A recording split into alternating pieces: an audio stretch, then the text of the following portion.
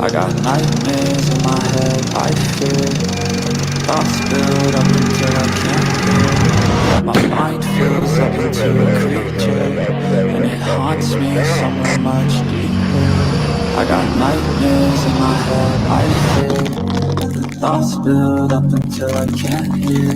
That my mind fills up into a creature, and it haunts me somewhere much deeper. Hello, welcome to True Crime Rocket Science on a very rocket sciencey day. It does make one wonder, with this eclipse, would Chad and Laurie have used it to prey on the sensibilities of their followers? That evil is coming into the world, the end is very, very near. Trust in us, give us some money, etc., etc., etc. One just wonders what they would have done with this. I must say, I look quite red in the face. I'm prioritizing exercise, and I just run quite a hard 3K. So it's still obviously the energy is still flowing. So apologies for the flushed appearance. I'm not blushing. I'm simply energized, I guess is the way of putting it. Eclipses are exactly the sort of thing religious folk think about. I mean, it's so,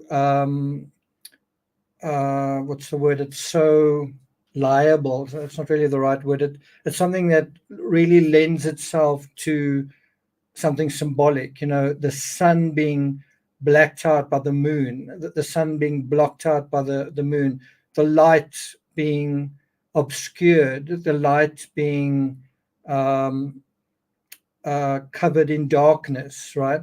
Isn't there something in the Bible where Jesus was crucified and then there were some moments of darkness and then a curtain tore as well? So you can imagine, if that has got such profound significance for people, then a sort of a eclipse somewhere else must, for some people, portend terrible things. I'm just saying it would be easy for a lot of people to be convinced of, I guess, whatever you want to convince them of.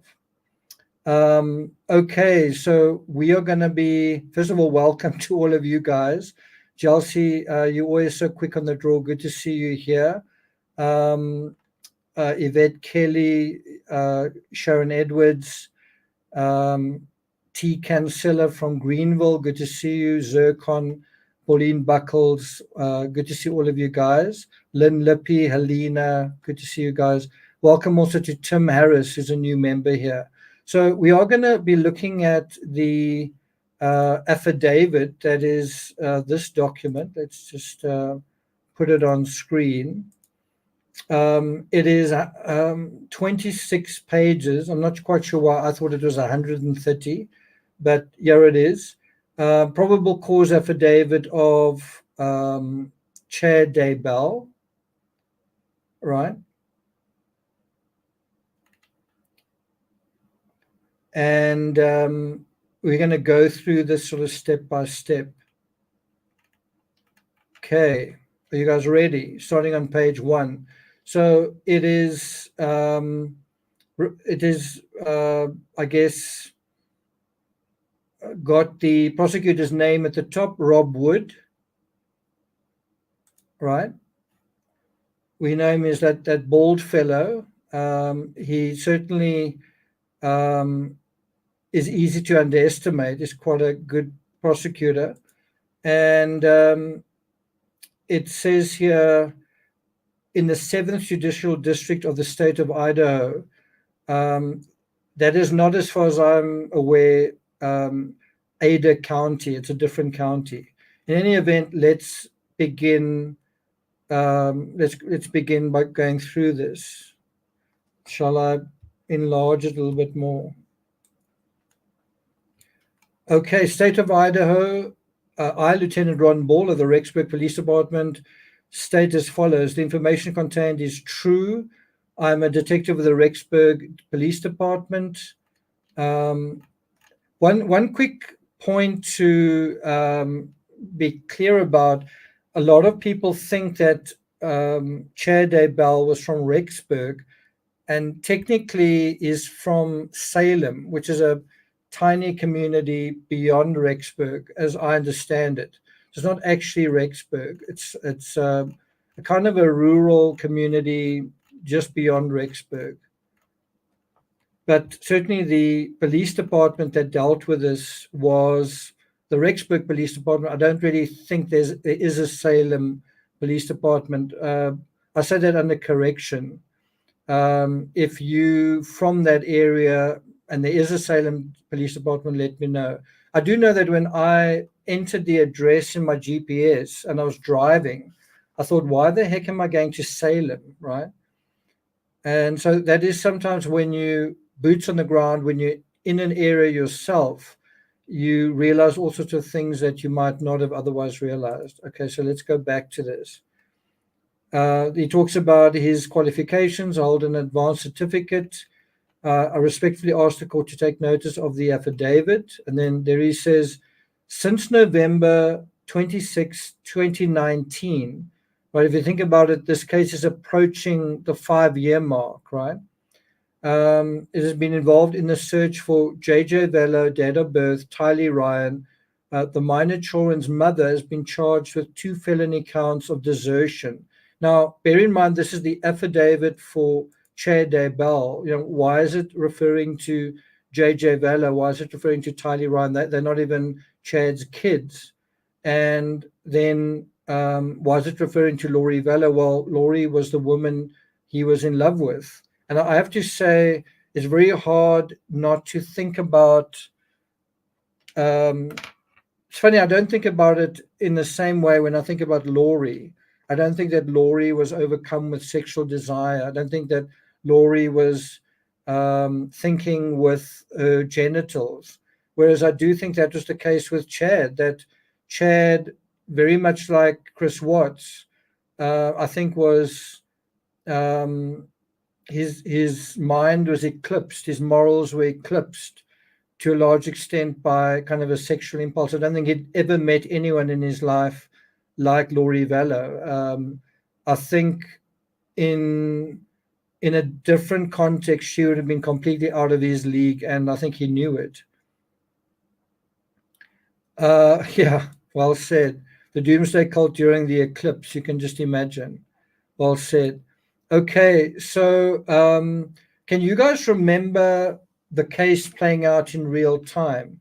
Can you remember, the Chris Watts case was sort of coming to an end in a way.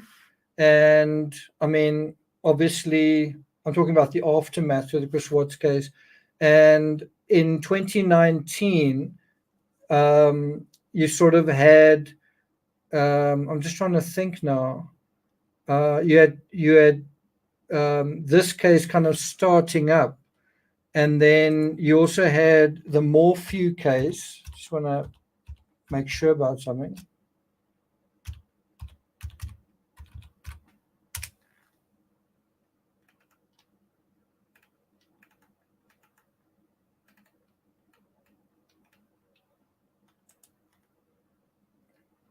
You had the Morphew case basically kicking off about 6 months or so after this case.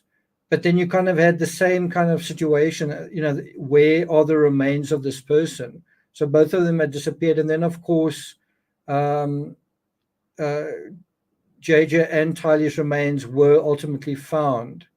But you kind of had a similar situation. Neither case was sort of being prosecuted.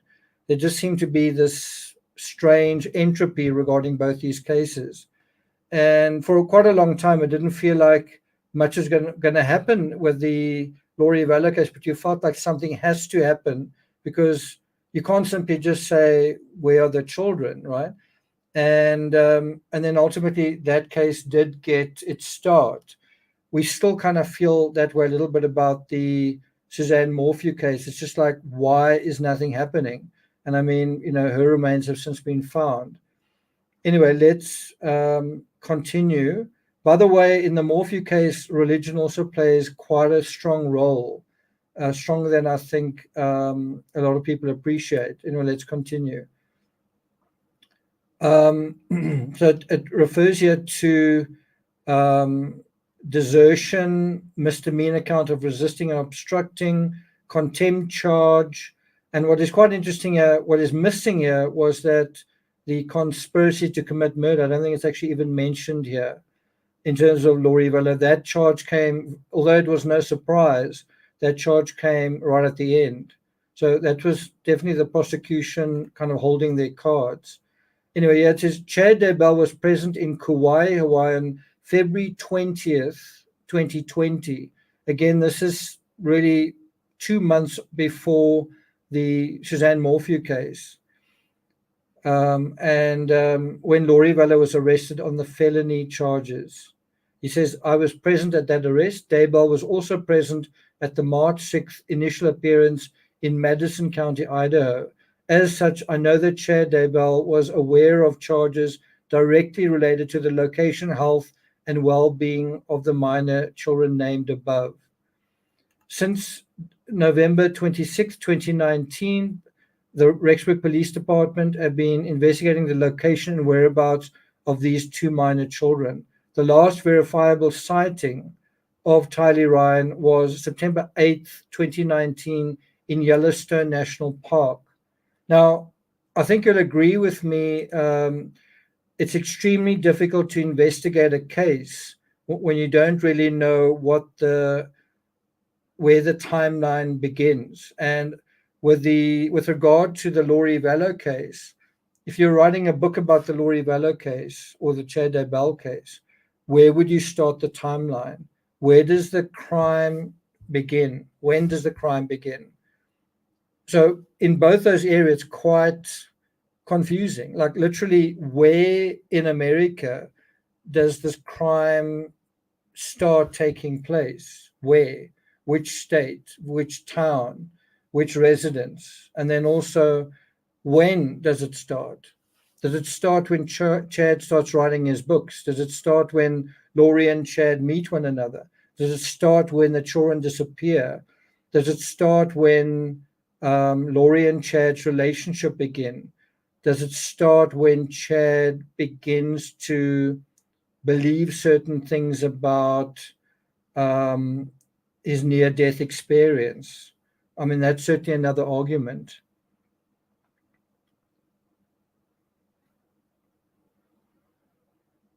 Pauline says perhaps in Arizona with the death of Charles Vallow.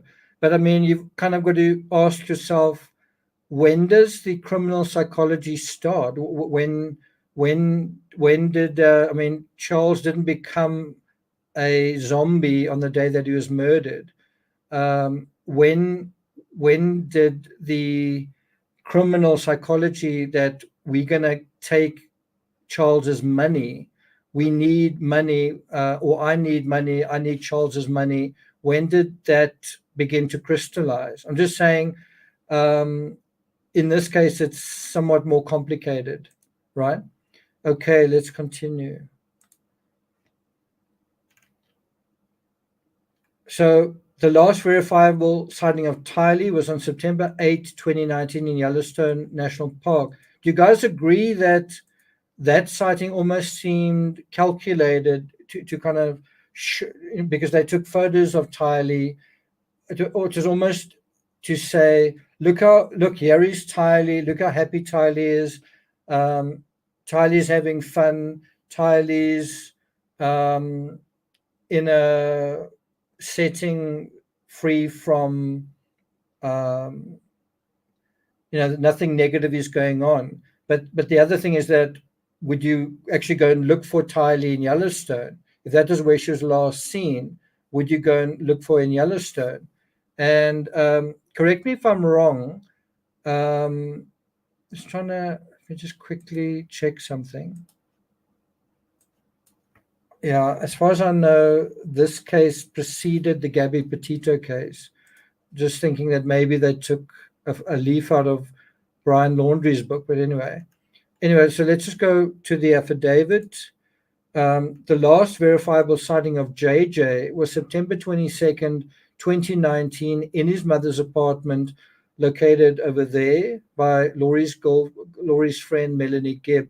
Now, I've often thought about why, from a criminal psychology perspective, why was it necessary to kill the older child before the younger child? Just think about that for a second. And I know it sounds actually quite heartless to express it in those terms, but what I mean is, how did it make sense from a purely criminal perspective to kill the older child first and then the younger child second? Why wouldn't you do it the other way around? Any thoughts on that? In other words, if you were a police officer dealing with this case for the first time and you were kind of thinking, you know what, I don't really think there's a crime here. I just think we just can't find these children. There's nothing really going on here. And that was actually what the police thought for a really long time.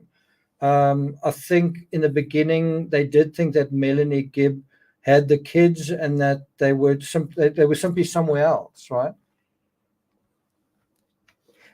Okay, so Janine says that Tylee was his protector.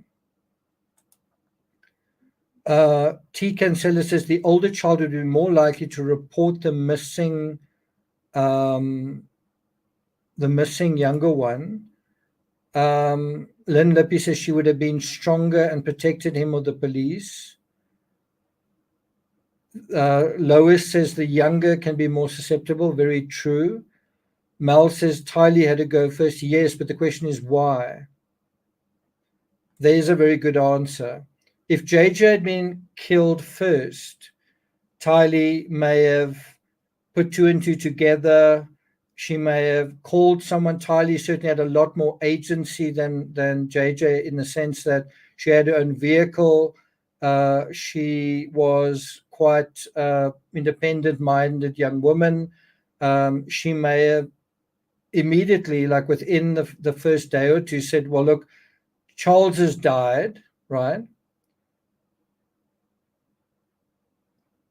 And now what has happened to JJ? And I don't trust this shit, basically. There's something serious is going on here. And whereas if you have it the other way around, JJ could easily be, because he's a much younger child and he's also, how can I put it delicately? I'm not even going to go there, but he's a younger child and he could be fairly easily misled into believing that JJ is at school or JJ is with whomever, right? And in other words, JJ could be more easily controlled under the circumstances. There's also another way of it dealing with this, and you could say, why not have both children disappear at the same time, right? Wouldn't it be easier for both children to disappear at the same time? And if you think about it, would that be easier? Think about it. What would be required from the perpetrator/perpetrators for both children to disappear at the same time?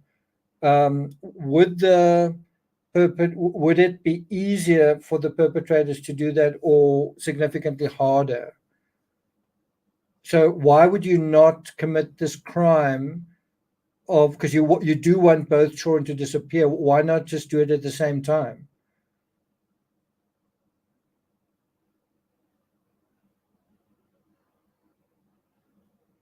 What does Sonia say?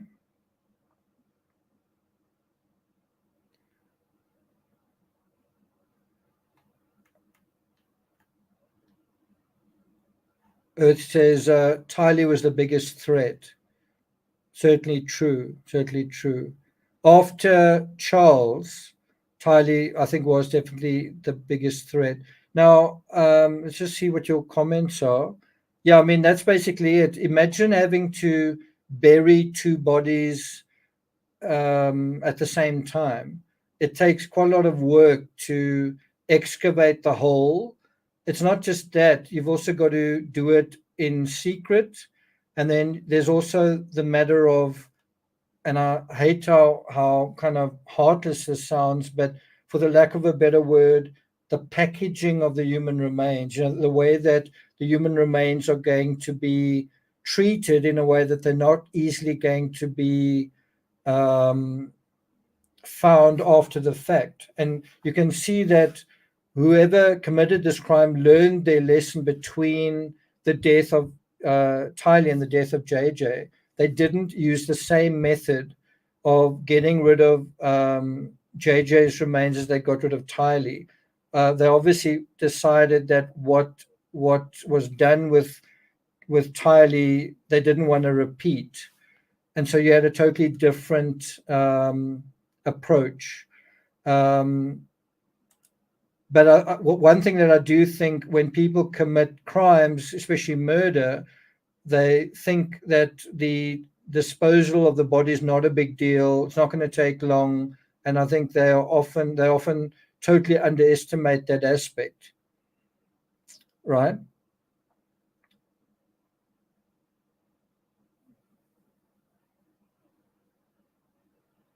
So if you, I don't mean to sound what's the word, unkind or insensitive, but if you don't know this case very well, maybe you don't, and it's not a crime if you don't.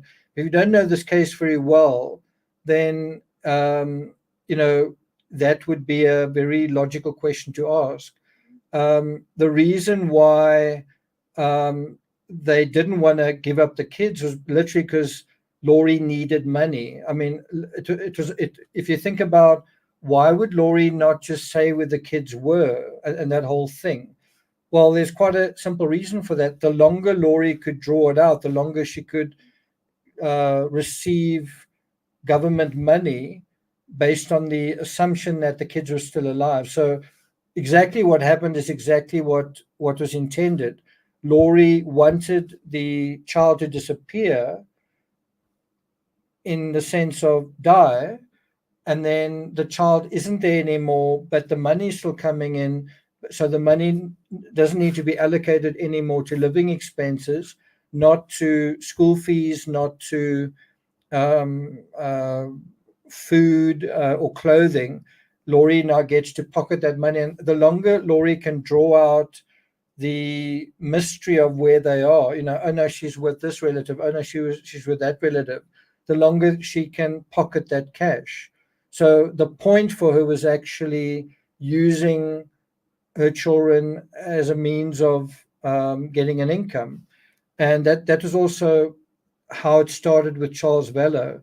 Um, a really interesting question is, if you say, um,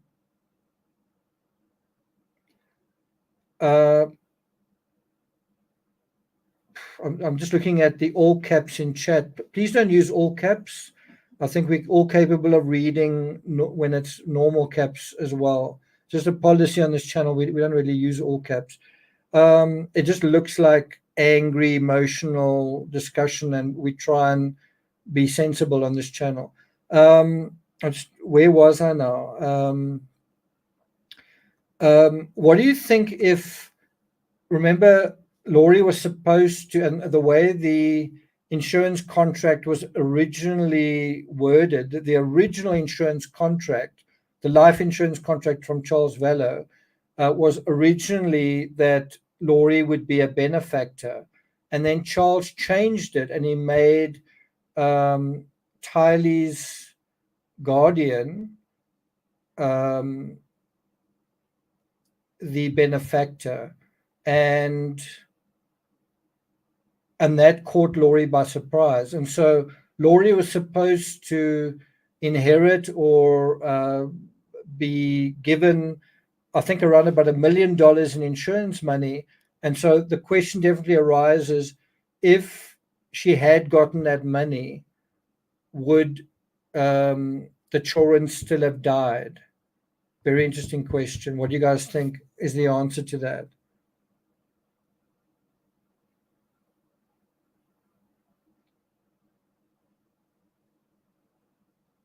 Okay. I must say I really don't. I don't tend to agree with people here that are referring to this crime as ritualistic. Were you not in court? I mean, that never came up at all in court, not even from the defense. It was basically for economic and practical reasons, a couple that wanted to be together. There's also no signs of any of that in the human remains. So there's also no signs of any of that in the text messages. So where you've heard that is really strange. But I'm sure there are a lot of channels who would be pushing that because it's shocking and sensational. I'm definitely not one of them. Anyway, let's continue. Let's just bring this text up next size. Okay. Laurie Vallow moved to Rexburg on or about September 1st, 2019, with her children and her brother, Alex Cox. And, that might be a good place to start off if you're writing a book or making a documentary. That might be the place to kick it off, is when Laurie moved to Rexburg and why Laurie moved to Rexburg on September 1st. Because if you think about it, Laurie moves to Rexburg and it's like within 2 or 3 weeks, both her children disappear. So her moving to Rexburg definitely, you can definitely imagine the criminal psychology was already set. It was already in play. She was already gearing to kind of move in. When I say move in with Chad, I don't mean into his home, but more, I think, move on Chad. That Laurie and Chad were in the final stages of their union, I guess one could put it. Anyway, Alex Cox resided in the same complex, initially living in the same unit as Laurie and then moving into his own unit at 565 Pioneer Road. A question that definitely arose during the trial, and I still think is a real question now, is what was the true nature of Laurie and Alex's relationship? And if you think I'm implying, was there some sort of improper relationship between brother and sister? That's exactly what I'm saying. Because if you think about it, Alex is single, and Alex is far too, what's the word, accommodating of everything that Laurie wants. And so one does wonder whether that was an element at all in this case, right? Anyway, let's continue. So, before you snort at that and say, no, that sounds ridiculous, bear in mind just how front and center the sexual aspect was in taking over Chad. So if Laurie, this is hypothetical, if Laurie used sex to manipulate her brother, why would that not be a precursor to manipulate Chad? Right? And she may have thought even more, wow, I'm such a sexual goddess. I can have the whole world at my feet if I play my cards right? Okay, so number 8, Laurie's close friend Melanie Gibbs cooperated with Idaho and Arizona law enforcement regarding the investigation of the children. Do you agree with that statement? Do you agree that Melanie has cooperated? I think at the end of the day, she did testify. At the end of the day, she was an important witness. But, I think the jury's out on whether Melanie was absolutely forthcoming from the word go. Bear in mind, Laurie and Melanie were besties, right? My own personal feeling about this case is I think there's kind of too much focus. Let me put it another way. There's not enough focus. Let me put it another way. Instead of focusing as much as we have on Laurie Vallow, and I call her Laurie Vallow, I don't call her Laurie Daybell.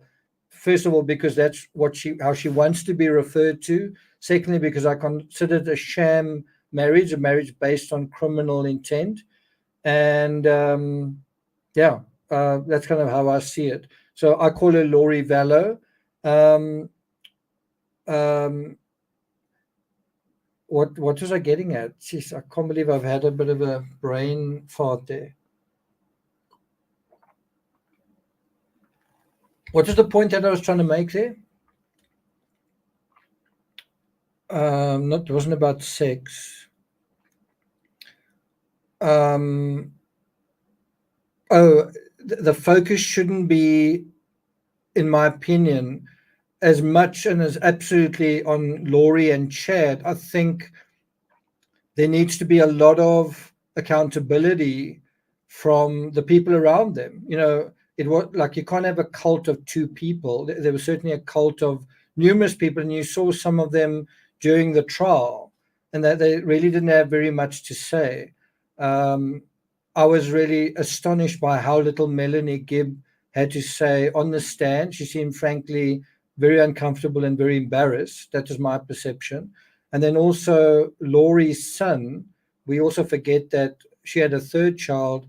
He was also extremely, what was said on the stand was extremely limited, given, I think they basically played a phone call, and he basically just said that, yes, they did have that conversation.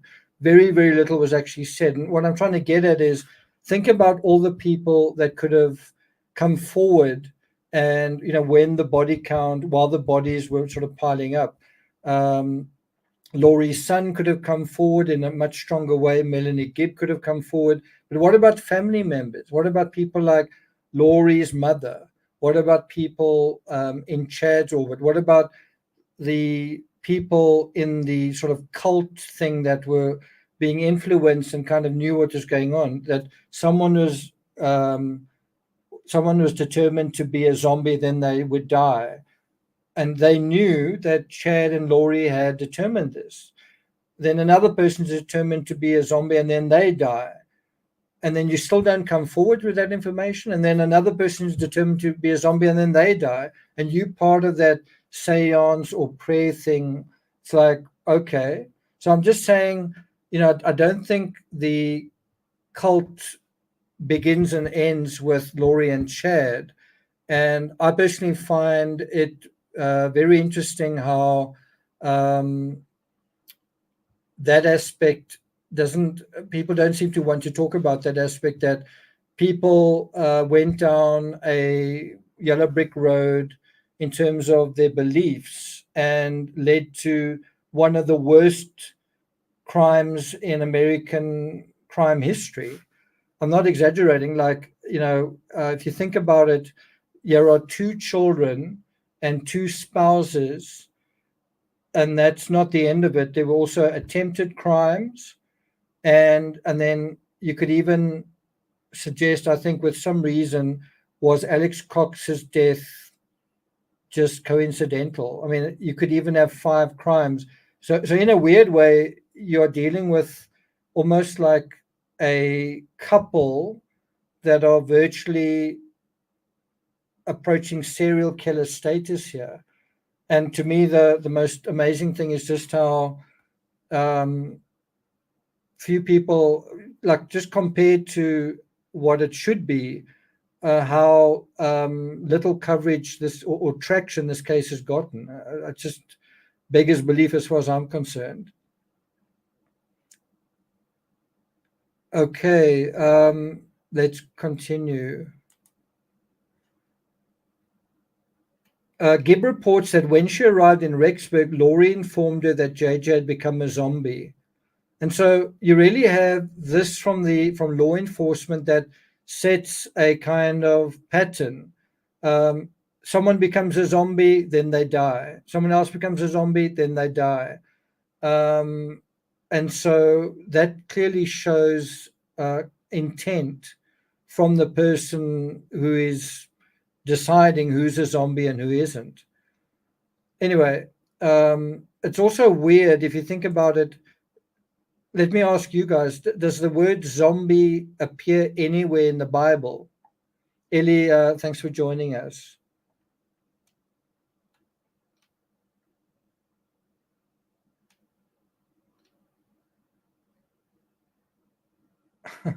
Sherry says, I really like that picture. Okay.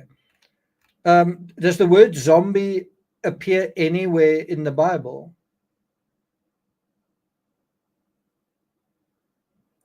And so if you think about it, that whole idea, which is basically the core idea, it seems to be, of this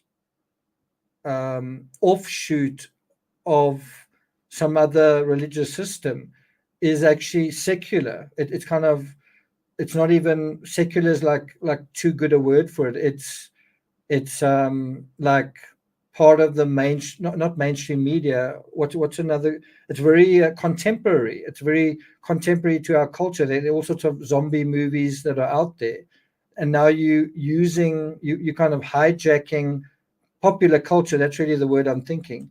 You're hijacking a popular culture meme, essentially, or popular culture um, uh, fantasy, or popular culture idea into some other belief system and sticky taping it onto there. I mean, they just don't really go together, and yet some people believe that it did. Right? Do you see what I'm getting at? So anyway, Gibb further reports that the term zombie refers to an individual whose mortal spirit has left their body, and that their body is now the host of another spirit. Well, I understand that, but zombie is not biblical. The new spirit in a zombie is always considered a dark spirit. Okay. And so this is really the psychology, the calculus, the mechanism in which um, the belief system basically fits together, right? It's how it's constructed. This is basically the nuts and bolts of it. And I don't think I'm being unfair when I say it's a very simple 1 + 1 + 1 = 3 thing. You don't need to be really smart to understand it. An idiot could understand it. If anything, it's a extremely simplistic way of reducing a person to a good person or a bad person. It's a very oversimplistic way of one person basically saying, according to me, that person is evil, and that is because of that and that and that. Well, okay, that and that and that makes, I can understand that, it makes sense, it's just not true, right? I mean, how can anyone say, I know that the spirit of that person has left their body? Okay, based on what? No, well, I've got some unique connection with the creator, and he's told me, oh, okay, well, if you believe that, then everything else falls into place. Of course, if you think about it, that's a huge leap to say, oh, so all 8 billion people on earth, you are God's gift to mankind. Okay. And then I must say, when I went to Chad's home, when I went to his address, when I stood on the road in front of the mailbox, in front of the gate, in front of the area close to where the burial, I thought, who on earth in their right mind would think that someone who comes from here is God's gift to mankind? I mean, you'd have to be like, there's nothing special about that area. The way the sun lifts up over the horizon, or anything. There's nothing. It's an absolutely. It's kind of a less than ordinary place. It's a very average, sort of dusty um, uh, place. If anything, it feels like a place where people might struggle with insignificance, and I do wonder whether that wasn't what was eating at Chad. Was he felt he was living in a lonely corner of America, and he wanted to be bigger, and he wanted to be make more out of himself. And many of us have that feeling. Many of us reach that point where we think, well, is this it? Is this all I am? Is this all that my life's going to be? And if you feel that, great, do something constructive with it.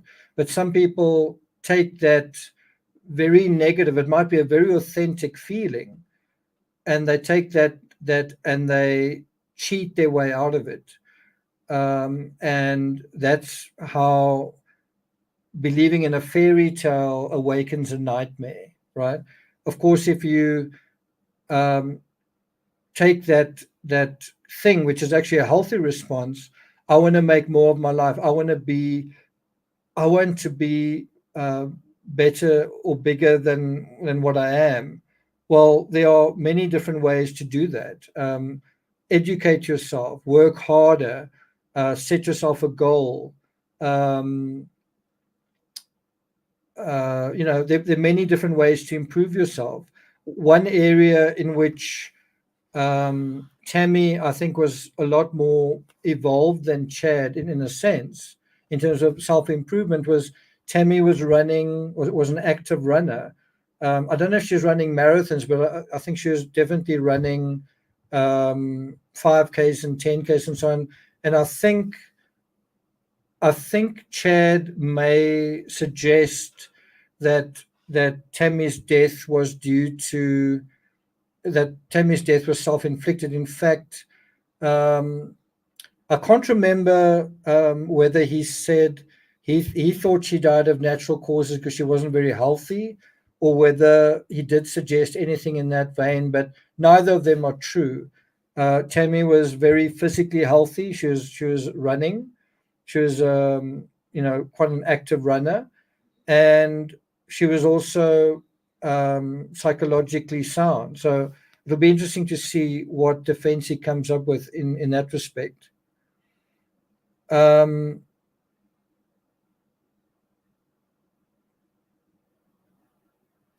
If any of you caught me covering Van Gogh letters yesterday, I quoted something that is so true and so applicable in this case.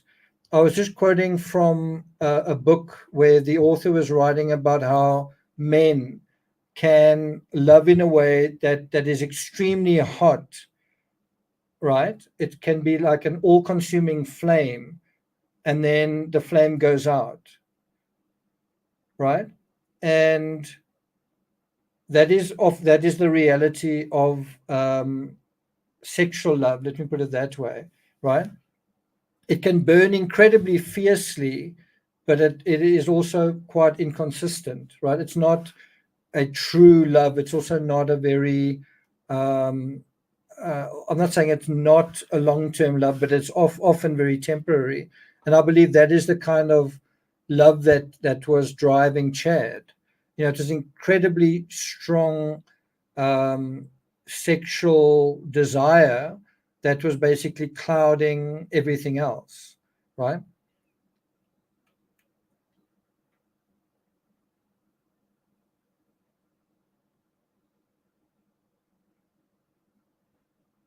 Well, that's a good point. That is a good point. But I know I'm going to get some pushback when I say this, but there's a little bit of uncertainty about Tammy's autopsy. There are, as far as I know, no bruises around her neck, right? And so I don't know whether one can say it's definitely asphyxiation. You don't have damage to the hyoid bone either, and that's a classic sign of manual strangulation. So you don't have the classic sign of manual strangulation. I personally think that there's a combination of some kind of sedative that was used, and then also something like a pillow. And the part that I think is problematic is you might be sitting there saying, well, the autopsy says she was asphyxiated, so that means she was asphyxiated. But you've got to think about it in the reality of the crime scene, which is she was at home and there were children at home, and she's quite a healthy, not quite sure what her age was when she died. Was she 40 years old or somewhere around there? But basically quite a young, fit, healthy woman. And so, someone who is strangled doesn't die in 5 seconds or 10 seconds.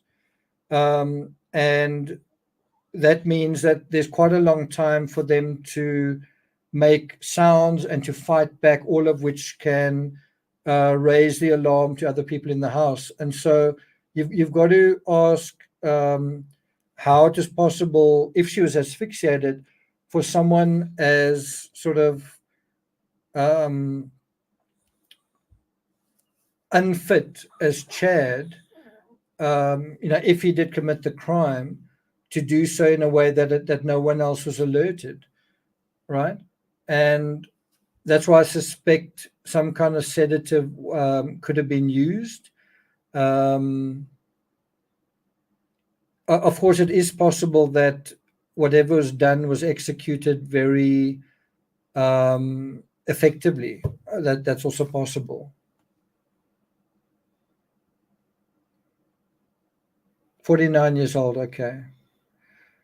In any event, that is something that is a little bit not clear.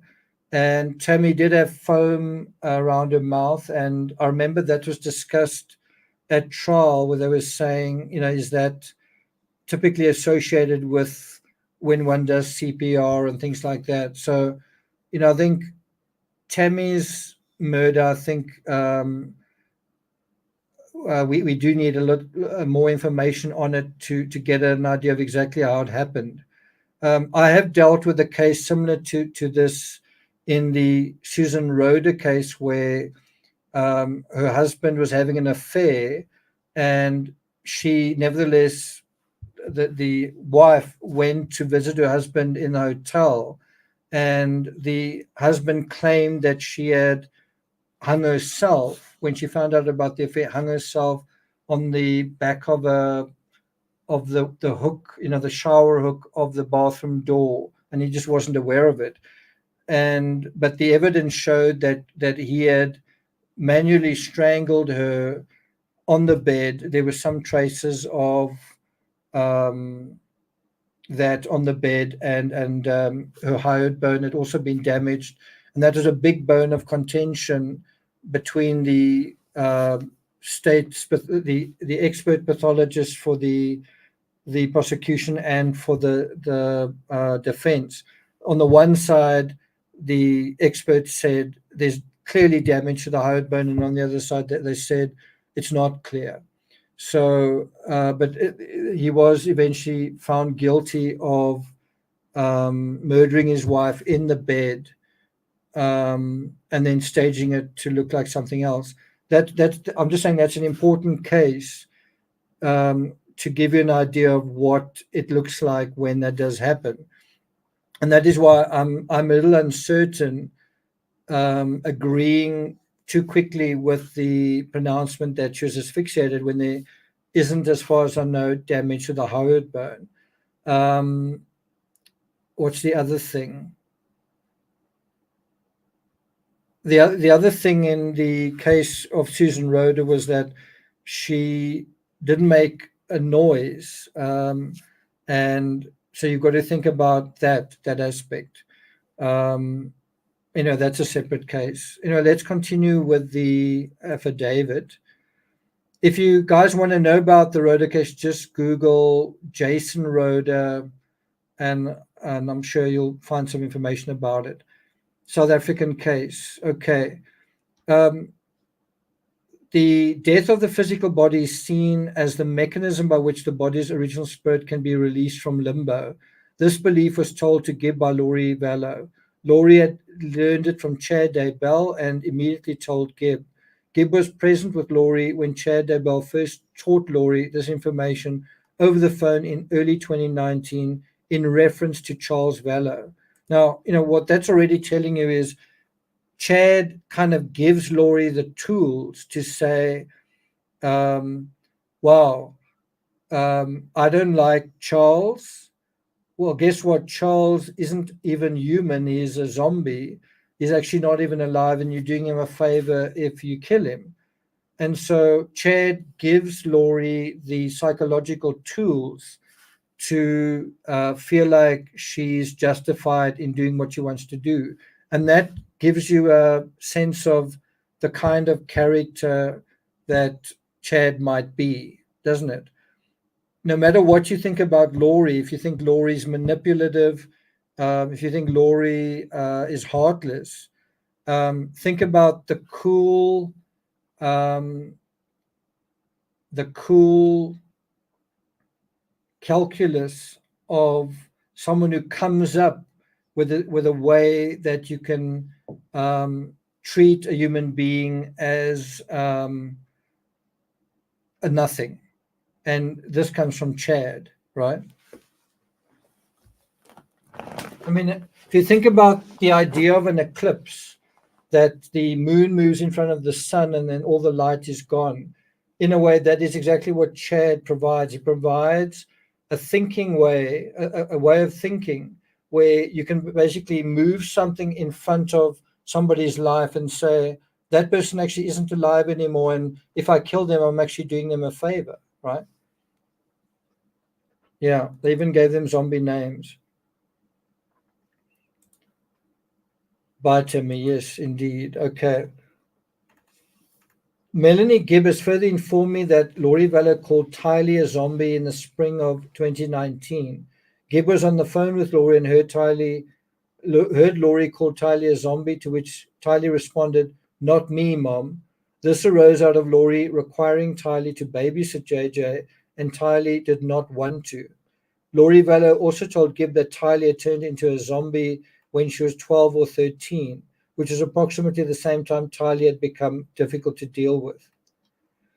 Melanie Gibb had further informed me that she was told by Chair Daybell and Laurie Vallow that they held the religious belief that they were part of the Church of the Firstborn, and their mission in that church was to lead the 144,000 mentioned in the book of Revelation.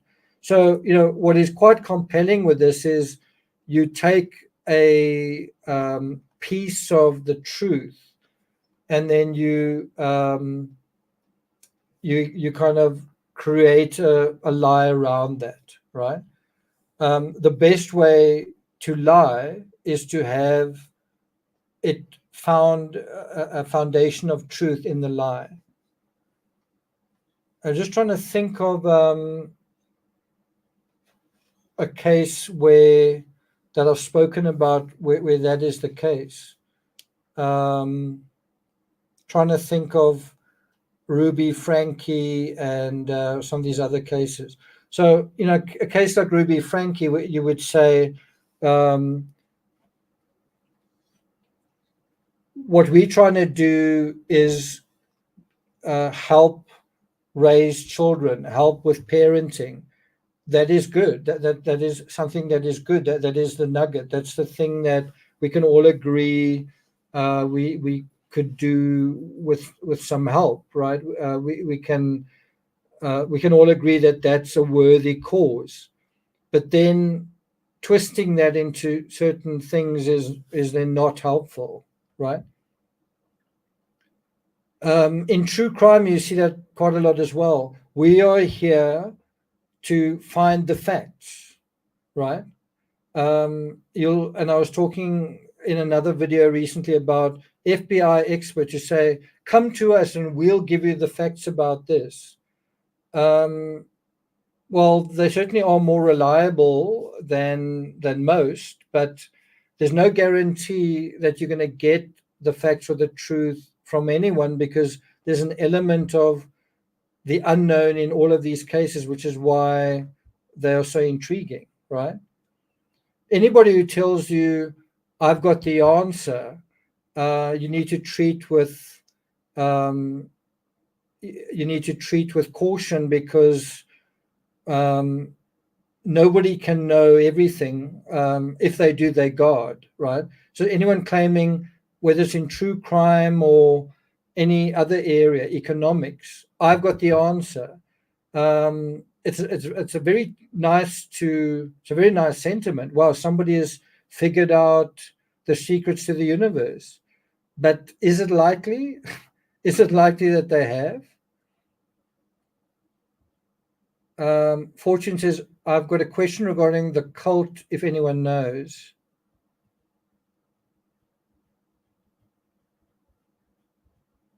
Okay, anyway, let's continue. So can you see there is a sense of quid pro quo? On the one hand, by belonging to this cult, you get very special status. The closer you are to Chad and Laurie, the sort of divine couple, the higher you are on a sort of invisible hierarchy, right? If you out of favor, well, then you could actually lose your life as well. So there's also that factor. Now, if you antagonize God's chosen messengers, supposedly, then you could end up being classified as a zombie and you could lose your life. So, in a way, there's a fear incentive to believe, and there's also another incentive, which is that if you agree with everything they say, well, then you become more, I guess, powerful, and your light shines brighter, and your zombie status becomes negligible, I guess. And so you're told that you special, and someone else isn't. You part of the club and someone else isn't. And you can imagine how powerful you might start to feel. I'm chosen, you not. I know the truth, you don't. I've got access to this incredible world changing engine. This vast majority of the world is doomed. I'm going to be riding high and sitting on a throne, while beneath me is like a chasm of destruction and chaos. It's quite tempting to sort of feel, wow, I want to be the hero kind of this story, and it's so dramatic, and it's so fantastic, and it's so exciting, and it's also so scary. I want to make sure that my position is going to be secure, right? But it is kind of a quid pro quo. Either you're in or you're out. Either you're with us or you're against us. Either we are the chosen ones and everyone else is zombies, or if you're argumentative, you might just end up being a zombie as well, and then we're going to need to deal with you. Okay, so let's jump to January 26, 2020. A search warrant was served on Chad Daybell and Laurie Valley in Kauai, where they were living and on their vehicle. The children were not found with Chad and Laurie, and no evidence was found to suggest they were living with Chad and Laurie. Through this investigation, we discovered that JJ was registered at Kennedy Elementary School in Rexburg the first week of September. Kennedy School was informed that JJ has an individual education plan due to his autism. Kennedy Elementary was in the process of creating a new IEP, individual education plan, for JJ. On September 23rd, JJ had an unexcused absence. So where does the information come out that JJ isn't where he's supposed to be or has disappeared? It comes from the school. Laurie doesn't report it. Tylee doesn't report it. Alex doesn't report it. Chad doesn't report it. None of the people around JJ report it except the school. On September 24th, 2020, Laurie Vella called Vicky Barton of Madison School District and told her that JJ was going to Louisiana with his grandparents and wouldn't be home until the end of October and maybe later. On October 29, Madison School District was informed that JJ would be homeschooled. During searches of Laurie's apartment and subsequent searches of her apartment in Kauai, no evidence of homeschooling material was ever found.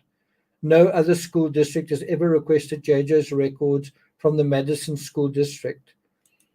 And, the interesting thing with Laurie Vallow is, you see her in court talking about her connections to the divine, and yet she told obvious lies like this one.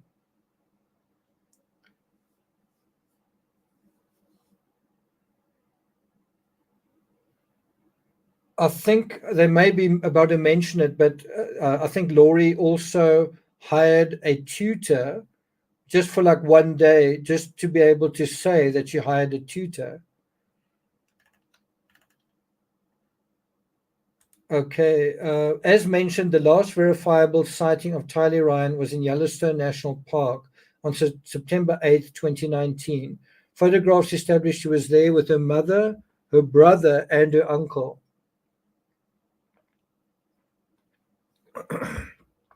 So do you think that this trip was deliberate, like a deliberate photo opportunity to basically say, yeah, we all are, we one big happy family, we all together, we all alive, we all getting along, and here is Tylee smiling and she's alive.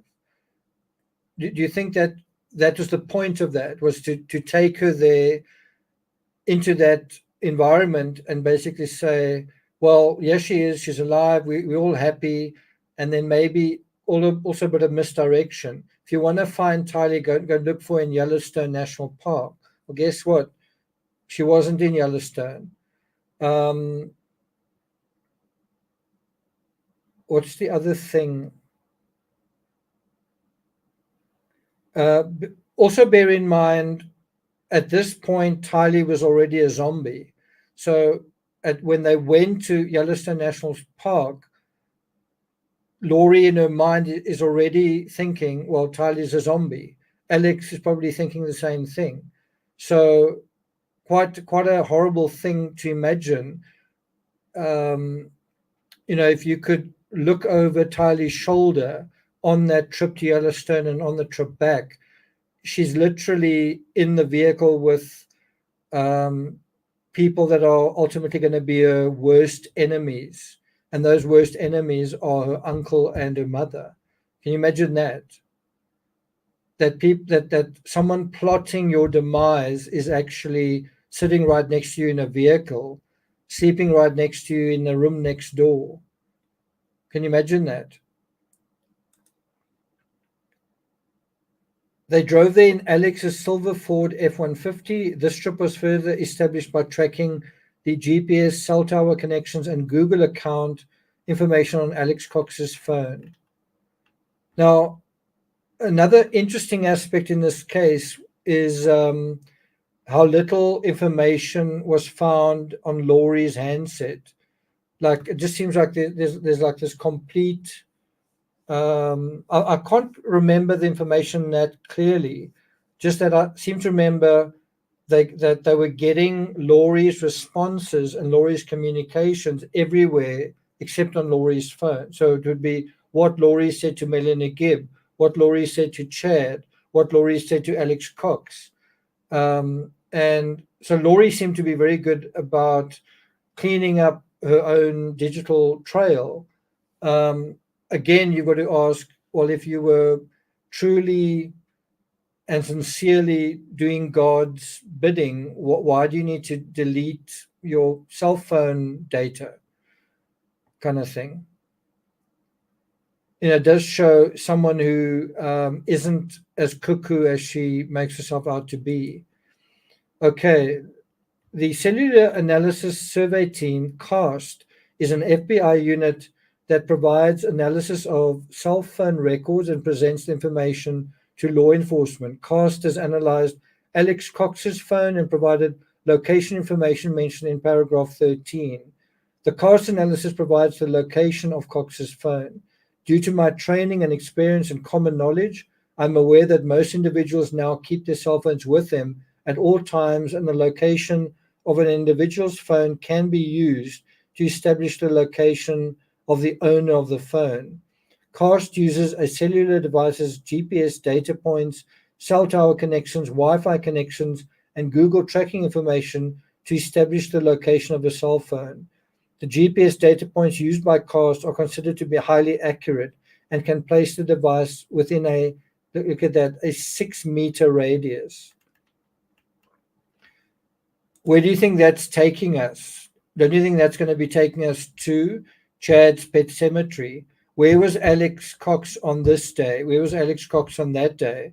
Why was he on Chad's property for an hour or 2 hours? What was he doing on Chad's property for an hour or 2 hours? Why did Tylee disappear on the same day that Chad is running around? That Alex is running around Chad's property. Why does JJ disappear and then Alex is running around Chad's property that same day as well? That's kind of what they're going to be getting at here. CAST has further informed law enforcement that Cox's phone exited the west entrance of Yellowstone National Park at 6:40. His phone appeared to be at Buckaroo's Barbecue Grill in West Yellowstone, Montana from 6:45 to 9:02. Cox then returns to Rexburg at 8:37. The phone is then at Laurie's apartment number 175 until 21:35, so for about an hour, at which time Cox appeared to go to the Maverick on Main Street in Rexburg at 21:43, 9:43 until 9:43 for 10 minutes until 9:53. Cox then went back to Laurie's apartment from 22:44 to 23:15, so around about half an hour from almost quarter to 11 to 11:15. At quarter to midnight, almost, Cox is located at his residence in apartment 107. Now, this is quite an important day. On Monday, September 9, from midnight to 44 minutes past midnight, think about that. This is quite late at night. Cox's phone was located at his apartment, but then at 2:42 in the morning, 2:42 a.m., for around about an hour, 2:42 to 3:37 a.m., Cox is located again at Laurie's apartment. What are you doing at Laurie's apartment for an hour between basically 2:30 and 3:30 in the morning? And that is where Laurie lived with Tylee and JJ. This is significant not only because he's there in the middle of the night, but also because this is the only time in September he appears to go over to Laurie's between midnight and 6 a.m. And that is such a huge insight. You know, all the information that they've gathered in the affidavit, this is the first time that he's at Laurie's at this time of the night. It's abnormal. It's suspicious. At 4:37, Alex went back to his own apartment unit until 8:59. I don't quite understand that. He appears to go over to Laurie's between midnight and 6 a.m. So he's there for an hour, but then he also goes.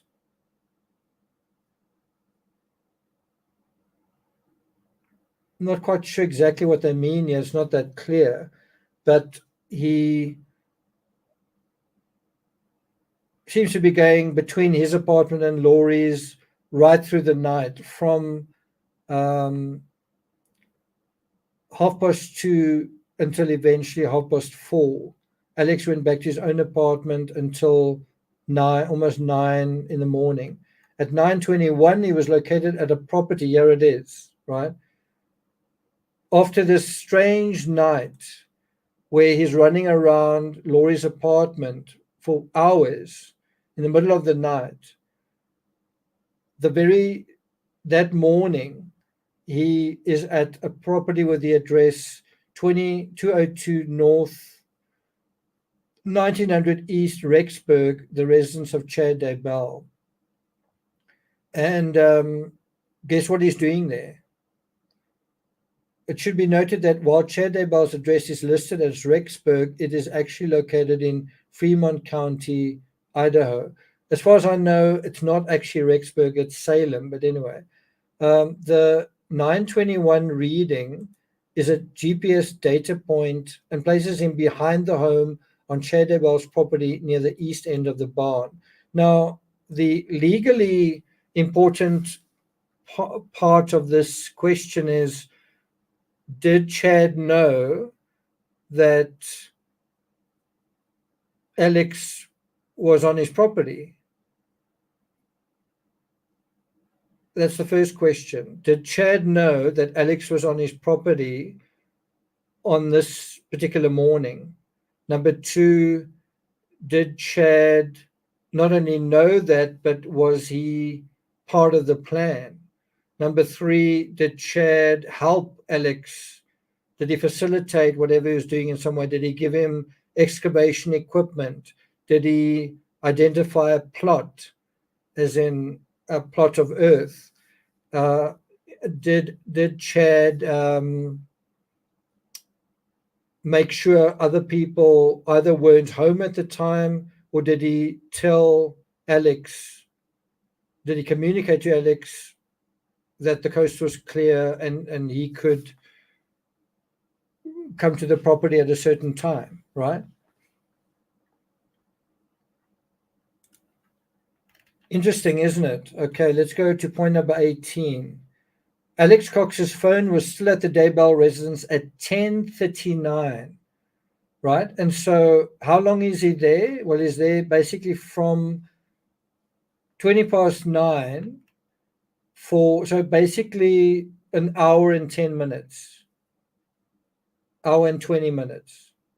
That's quite a long time to be somewhere without somebody knowing that you're there. It's not like he was there for 5 minutes or 2 minutes. He was there for almost an hour and a half.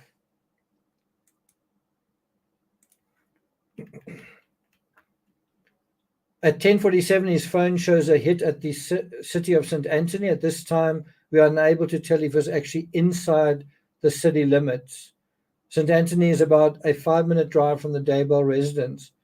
At 10:57 to 11:39, Cox is located at the Daybell property. So later that morning, he's back there again and is there for quite a long period of time, almost 45 minutes. At 11:52 to 12:02, he was at Del Taco in Rexburg. He appears to spend most of the rest of the day in his apartment. Now, what do you think he was doing for most of the rest of the day in his apartment? Well, if he was murdering and burying somebody through the night and throughout the morning, you can imagine that he would be quite tired from his hard work and he would need to sleep and rest. And that's probably what he was doing, right? And I think that's also a part we often forget is while a murderer is doing the devil's work, everyone's sleeping. Well, when everyone wakes up, this person's now got to look as though everything's normal. Chris Watts had to do that. And you saw Chris Watts eventually ran out of steam in that interrogation cubicle. I'm trying to think of other people who were up throughout the night. Just trying to think. Brian Coburg is probably a good example. Brian, what were you doing? What were you doing on the Sunday, the day after the murders? Well, I wouldn't be surprised if he slept for most of maybe Sunday afternoon. Why? Because he was probably up most of Saturday night, right? Do I have the dates right? Did it happen on it did happen on a Sunday morning, didn't it? Trying to think of other cases that happened at night. Chris Watts is a good one. Barry Morphew, I don't think actually qualifies because I think Suzanne Morphew died in my opinion, in the middle of the afternoon on the Saturday. This is my opinion. Just trying to think of other cases that happened. Another example of a late-ish night murder and cover-up is the Amanda Knox case. Anyway, the McCanns, the Ramseys, that's an excellent example. Did Patsy need to sleep sometime on the 26th of December? Like if she'd been awake the whole night writing ransom notes and doing whatever, didn't Patsy need to sleep by the afternoon of the 26th? Well, most people would under those circumstances. So that's something we often don't think about. Okay. Through this investigation, the Rexburg Police Department and FBI have seized, searched, and analyzed multiple cellular devices pursuant to several search warrants. On June 1st, 2020, I was informed by Special Agent Ricky Wright of the FBI that the FBI had been examining a phone believed to be owned by Tammy Daybell. Now, do you notice at this point the two phones that are providing intel are not Laurie Vallow's phone and not Chad Daybell's phone, but Alex Cox's phone and Chad's wife's phone? So that's already telling you that they're not finding information on the suspect's phones. Why is that? Tammy was Chad's wife and died on October 19, 2019. Now, if you look at that, when does Tylee disappear? I don't know if that's really mentioned here. So look at that, September 9. I think the other disappearance was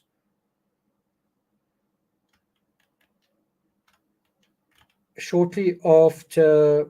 I'm just trying to think. So September 9.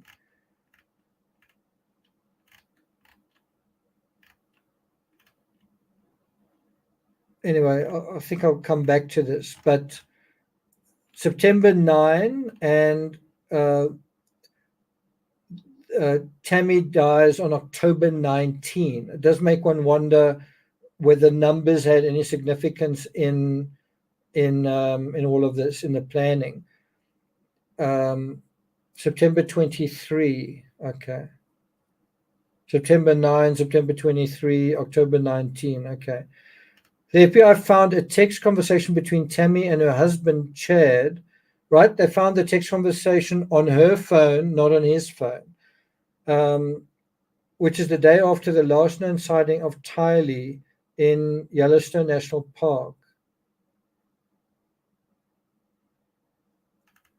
The text read as follows. This is quite ominous. While I've had an interesting morning, I felt I should burn all of the limb debris. So he's saying, I felt I should burn things. And that's exactly what happened to Tylee. And he talks about limb debris by the fire pit before he got too soaked by the coming storms. While I did so, I spotted a big raccoon along the fence. I hurried and got my gun. I'm pretty sure he did hurry. He says he got his gun and he was still walking along. I got close enough that one shot did the trick. He's now in our pet cemetery. Fun times. Now, funny enough, Jodi Arias, when she left a fake message on what is his name? Travis Alexander's voicemail, she also kind of signed off saying fun, right? There's also a totally fake message, totally fake kind of bravado, totally fake upbeat thing going on. And she also said fun. Meanwhile, she just murdered someone in a pretty horrible way. And that's exactly the same kind of sarcastic, in-joke way that Chad seems to communicate the same thing. It's quite scary. he could have communicated this message without the humor, without the exclamation marks, without the color, and yet he makes it into kind of an entertaining story. It just does tell you a little bit about the kind of mind that we're dealing with here, that can take something so potentially, I mean, we don't know for a fact that this is what was happening, but potentially take something so visceral and so personal and turn it into a symbolic story that is cute and silly and entertaining, and at the end of it says fun times. It's chilling, isn't it? Chad to Tammy at 11:56, gonna shower now. Well, I'm not surprised that he would after that, and then go right for a while at BYU. Love you. Timmy, I don't think he does love her. He's saying this to probably, I'm not sure. Why do you think he communicates this to her? Because it comes back to haunt him. Does he do this to allay her fears or suspicions? Or do you think he lays this down for the authorities to find? Because when the authorities found this, they understood what had really happened, right? So I don't think he meant for this to be found personally. And I think that he simply told Tammy the story to reassure her in case she became aware of some element of it. That, oh, I heard a gunshot. Oh, I saw Chad burning something. Oh, I saw Chad in the cemetery. Now he's giving a plausible story for it. And he needs Tammy to go along with it long enough for her not to raise any problems, and then she's going to be killed as well, right? That's also a very good point. Tammy lives there. Is Tammy not going to notice the smell of something that had been burning? That would be very hard to conceal. And also, is Tammy not going to notice the ground that has been, as Zircon says, the ground that has been um, disturbed, right?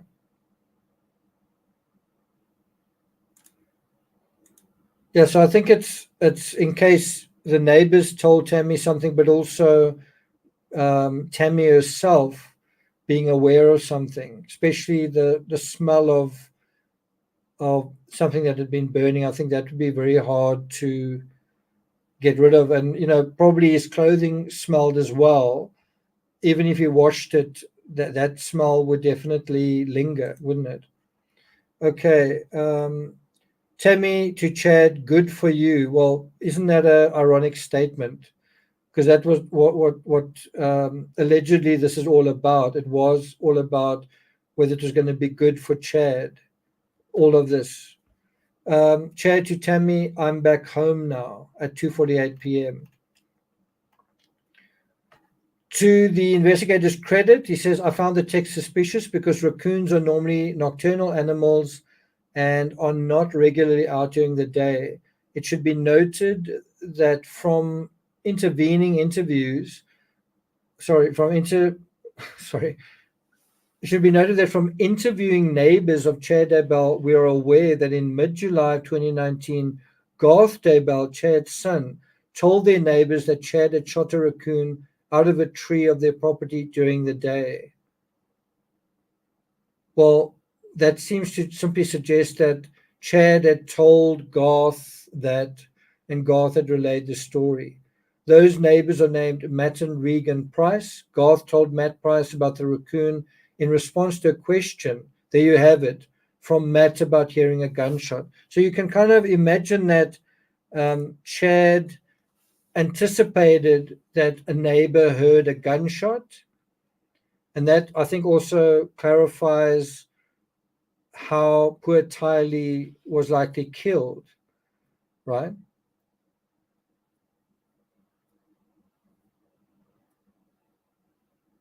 And I would suggest that JJ wasn't killed in the same way, and that is one of the ways that there was learning and improving in terms of the one murder to the other murder. Um, I'm just trying to think about something else regarding the gunshot.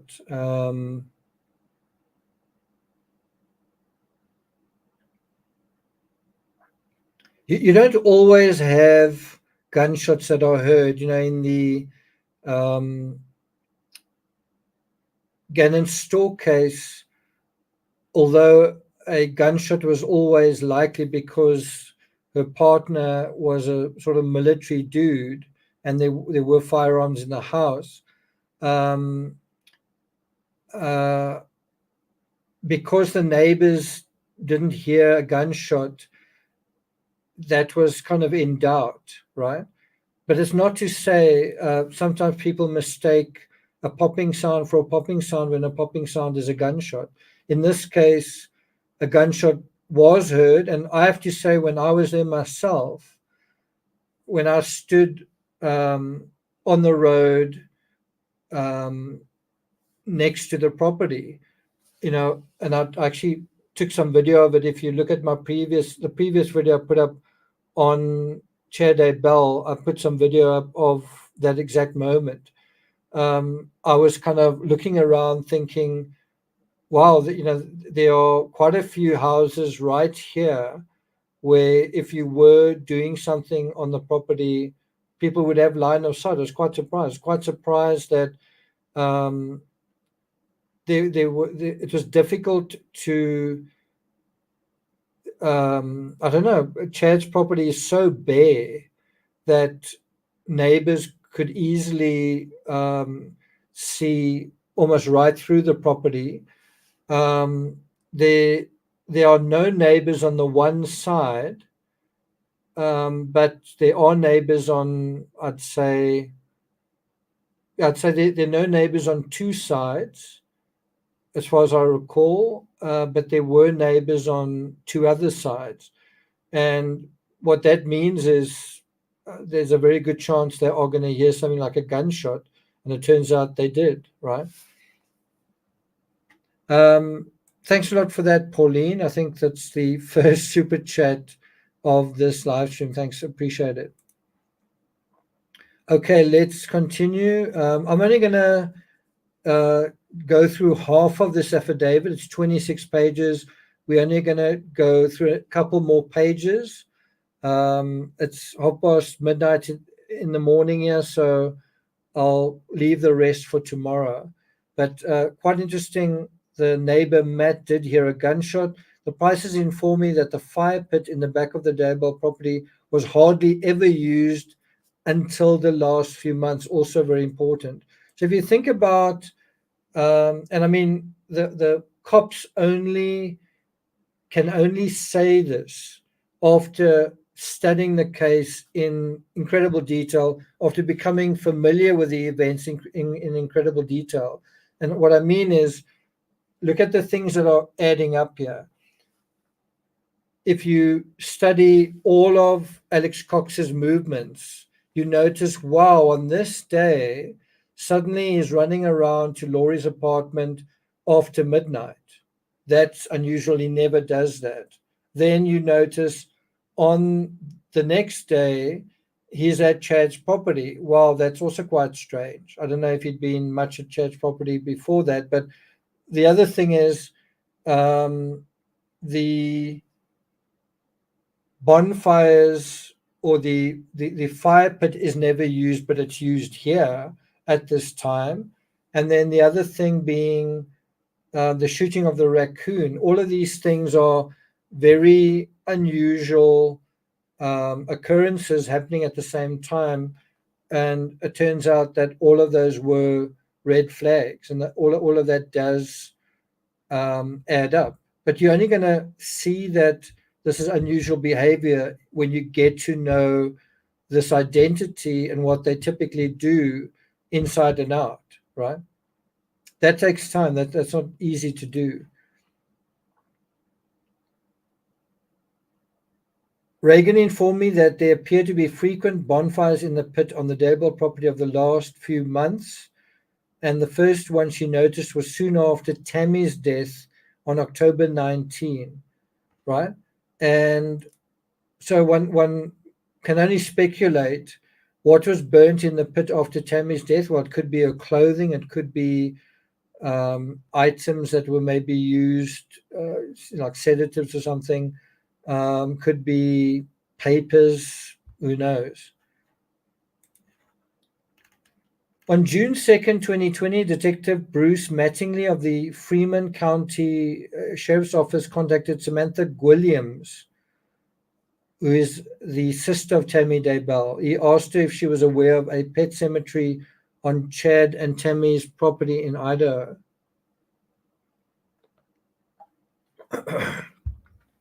She informed him that she was aware of the pet cemetery and stated that both she and Tammy were pet people and that they had both had pet cemeteries. When asked the location of the pet cemetery, she stated that it was east of the Red Barn and near the fire pit, right? East of the Red Barn and near the fire pit. So let's just have a look at where Cox was.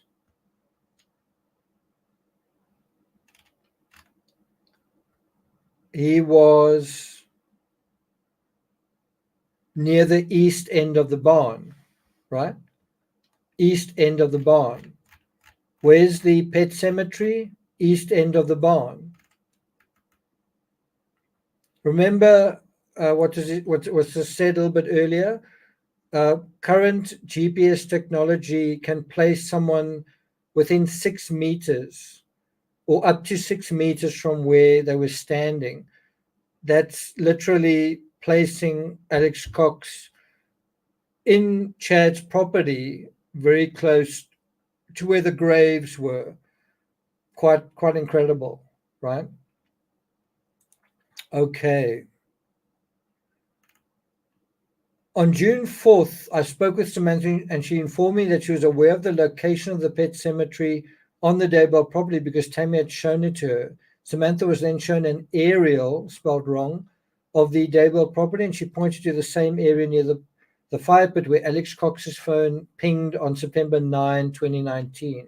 The above facts establish that Cox, now bear in mind, his phone pinged there on September 9, 2019. All of this is taking place 9 months later.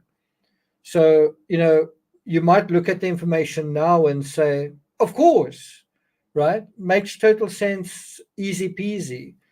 But when you don't know what you're looking for and you've only got this person's phone that's giving you a little bit of information and that person's phone that's got a cryptic remark about raccoons, you don't necessarily know what to make of it. Well, it took something like 9 months to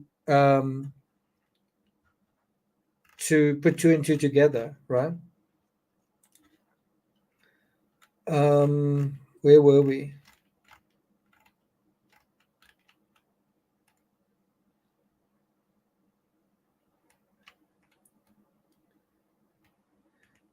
The above facts establish that Alex Cox appeared to be at the Daybell property on September 9, 2019 until at least 11:39. Chad sent a text to Tammy about burning debris and shooting and burying a raccoon in the cemetery only, this is crucial to the prosecution's case, only 14 minutes later at 11:53. So what are the chances that Chad didn't know about this and that Chad and Alex were cooperating and that Chad didn't know that something was being buried on his own property and that Chad wasn't helping in that burial process? Because Chad effectively sends a cover story to Tammy that day within 15 minutes of the whole thing being complete, right? That is very inculpatory, right? As Sandra says, wasn't he there as well?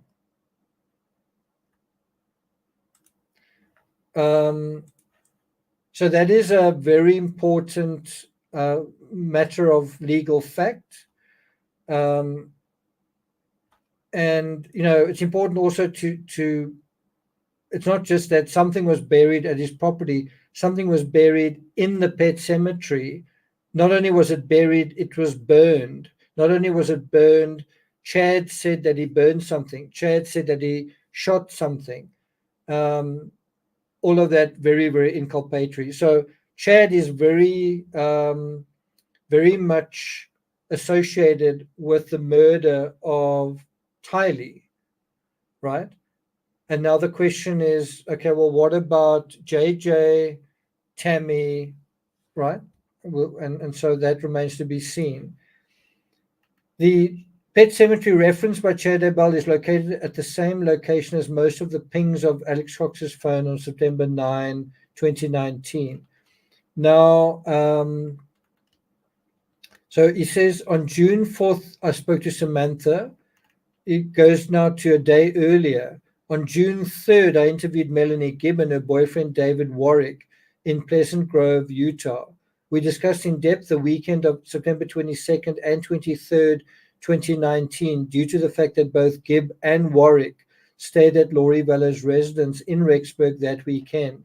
Now, the crazy part with this is Melanie Gibb is actually at Laurie's home, and Tylee has been missing for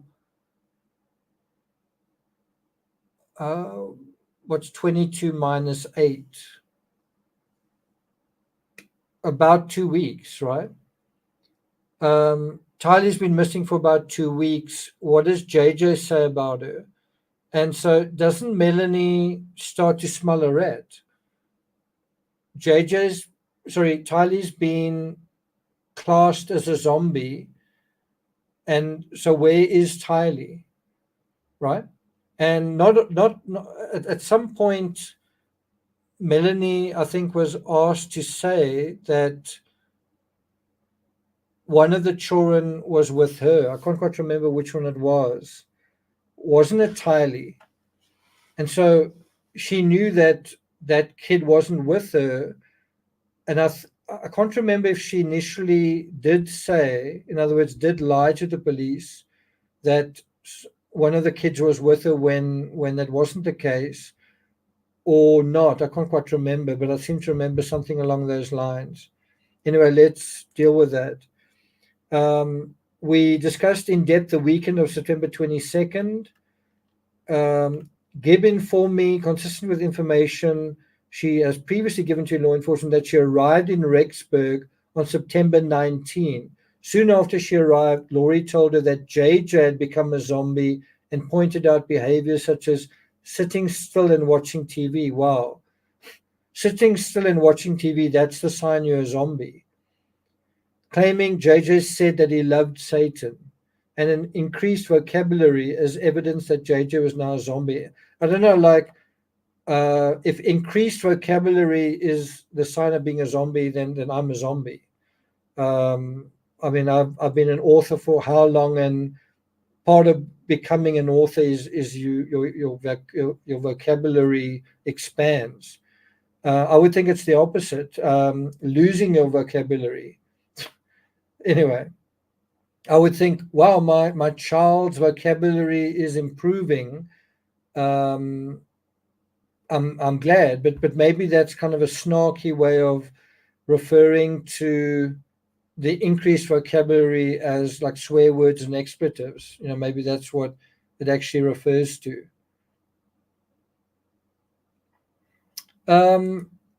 Helena says, does the raccoon story prove premeditation? I don't think the raccoon story proves premeditation. I think it proves post-meditation. It proves covering up. It proves misdirection, right? And often when you have seamless covering up, where it's, very shortly afterwards and it's done in a matter-of-fact way, then there often is premeditation. I don't think there's any doubt that there was huge premeditation in this case. I think the premeditation, that's why I say, when does this story start? I don't think there's any doubt that the premeditation went back weeks, maybe even months. and that counts for all of these murders. I'm talking about Tammy's murder, JJ's murder, Tylee's murder, Charles's murder. I think the premeditation in all four murders went back months.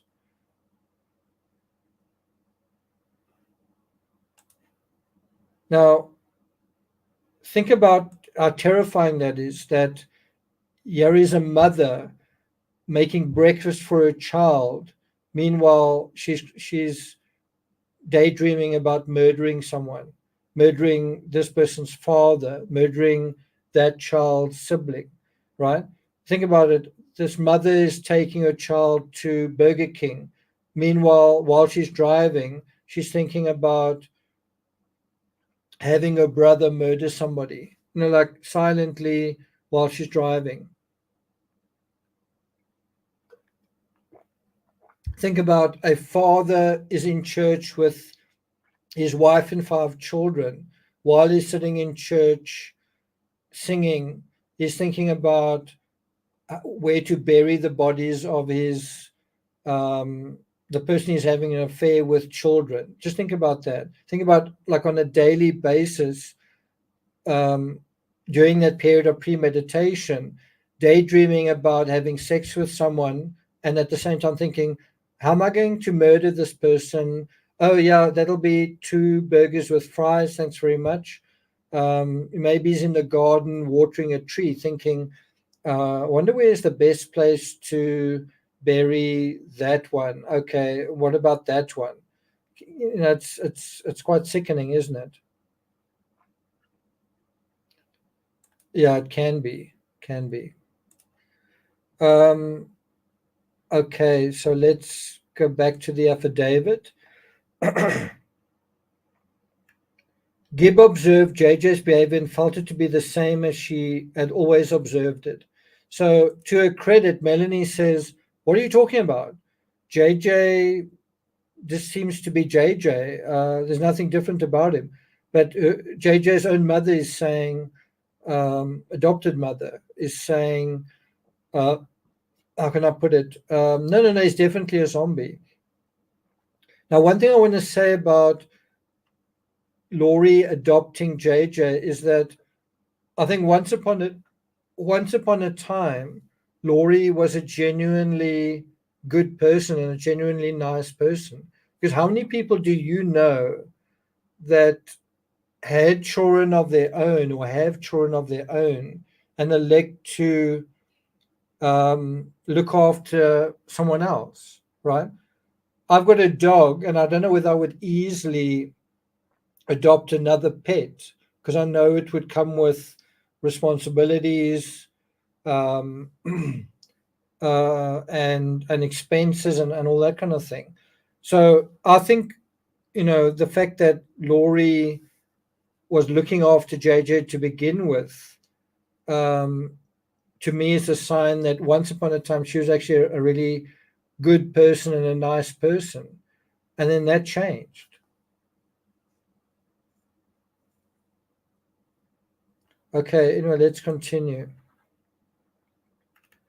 The last time Gibb and Warwick verifiably saw JJ was the night of September 22nd, 2019.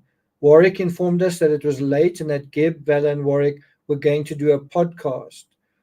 And here you have a little bit of similarity to people who are religious and up to no good. So they're basically saying to the world, we are chosen, we are the good guys, we are God's people, right? Meanwhile, and not only are they doing that, they're sort of doing a podcast about that. Meanwhile, what they're actually doing is criminal, right? I mean, if you think about it, it's hard to have a more two-faced person than that.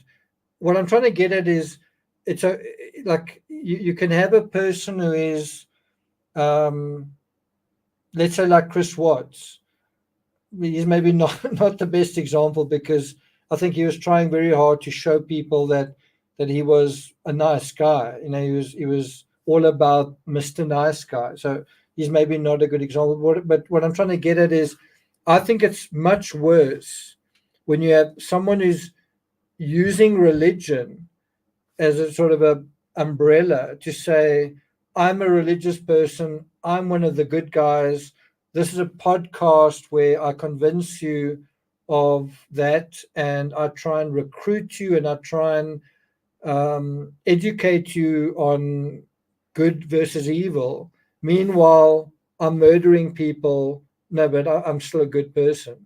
I don't know. I just can't find. It's hard to think of something more hypocritical than that.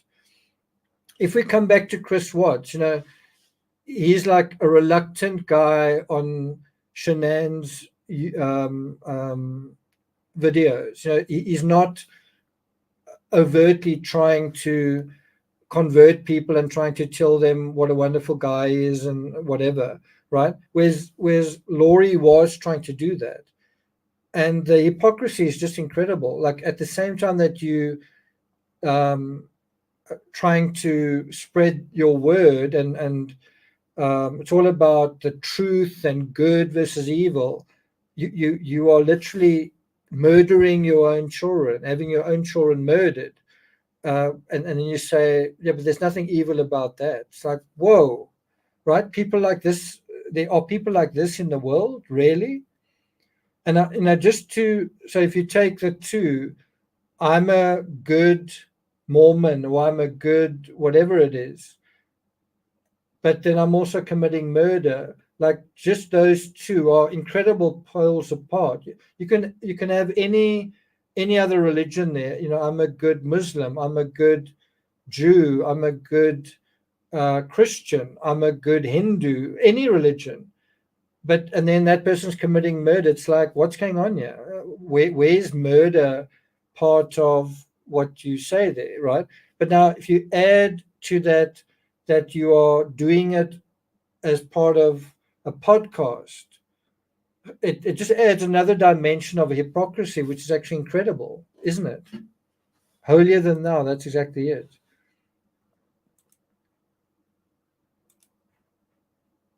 And you can't help but think that, wasn't Chad doing that to begin with? So Laurie was doing that through a podcast, but Chad was doing that through his books. So Chad writes a book which is about,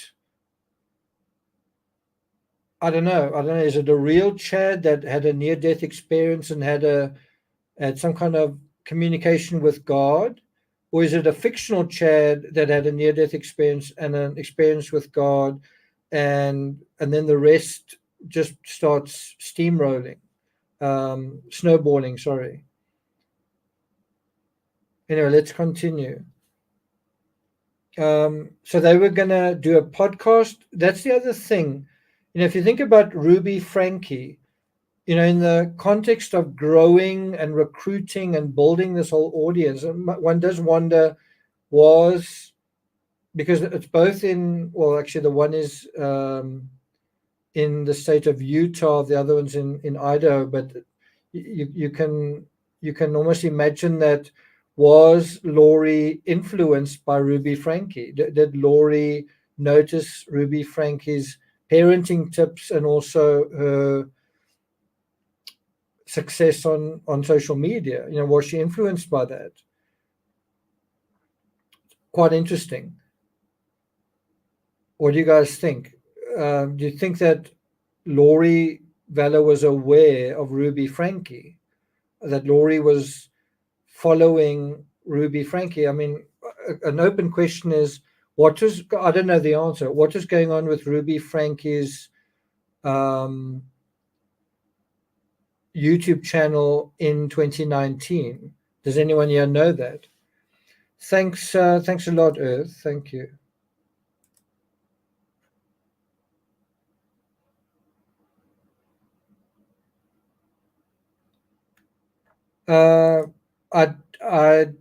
I think it was necessary for Laurie to know that he was a zombie. I think it was like getting permission. So I don't think Charles would have been killed.